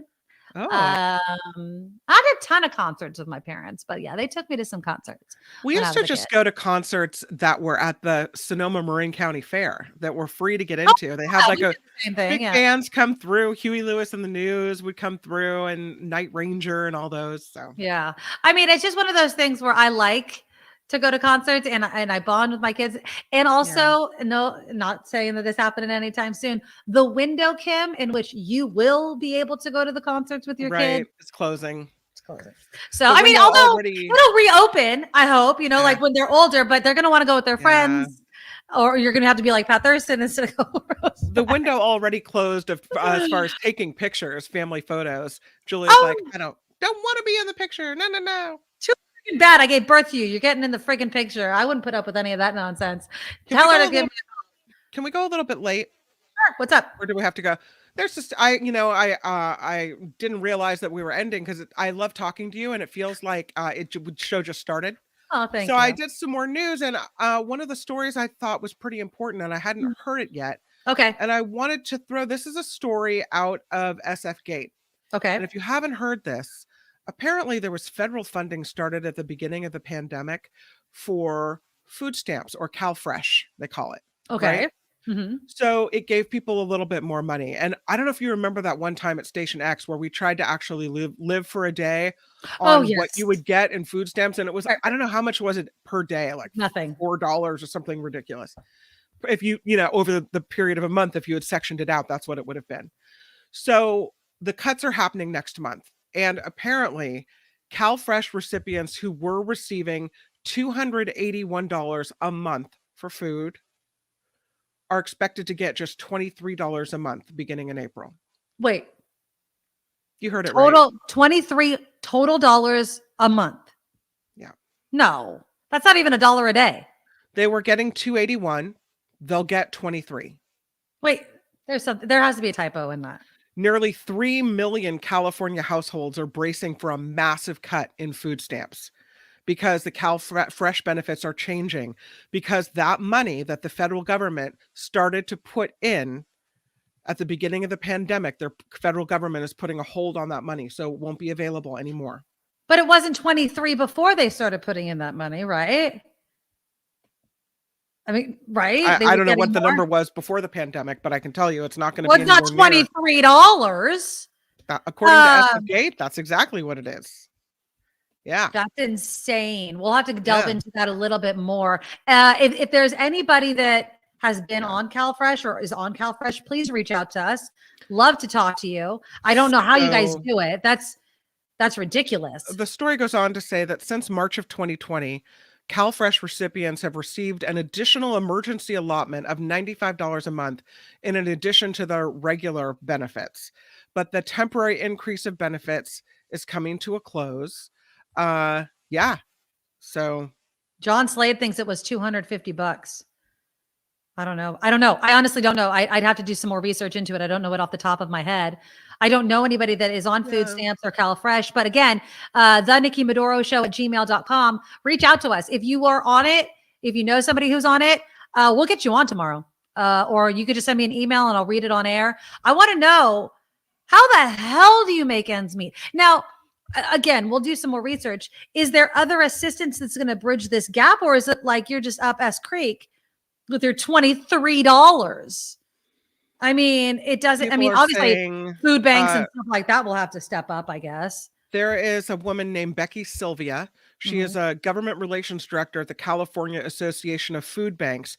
And she spoke with SF Gate. She said it's going to be very difficult for a 1 or 2 person household to make do with the expected benefits of $23 per month.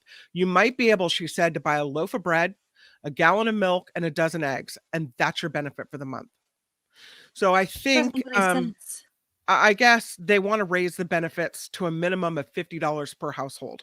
So not even depending on how many people you have living in the household, even if you're a family of 1, if you're single. But to me, I can't even imagine, it blows my mind. I don't know how you look at people in the face and say $23.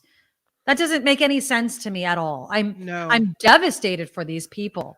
I am too. And these are the people, you don't want anyone going hungry. And you look around and where we live, and we're spend a lot of the show talking about how great California is, right? Yeah. And exactly that right. we can't take care of the people who need these benefits the most, who are hungry. It's going to mean a lot of us, I think, donating to food banks, because I think there's going to be more need. Yeah, I don't know. We're definitely going to have to start donating to food banks if this is really going to hold up. Eric writes in, I can't spend less than $50 on a single trip to the grocery store. Right. I mean, it's outrageous. Exactly. Yeah. Remember I made that cauliflower thing. That was $20. Remember? Yeah. I mean, if I got all the ingredients and everything like that. So, well, we'll talk more about this again. The Nikki Medoro Show at gmail.com. If you use food stamps, CalFresh, let us know. We'd love to hear some stories. Just to kind of explain to the rest of us, how the hell do you make ends meet? Before the show ends, though, let's click that thumbs up button to show support. We really do appreciate it. I want to give some shout outs to people that have donated. Lori started us off with $20. I know I was glitching a lot today, guys. I saw your above the bar. I'm hoping, and thank you, Lori. I'm really, really hoping tomorrow will be better. Walter with $10. $10 for the payroll. Great show. Aloha, Walter. $10 from Ken. Thank you, Ken. I absolutely love it. $20 from Brian. You're awesome, Brian. I love everyone participating in the show.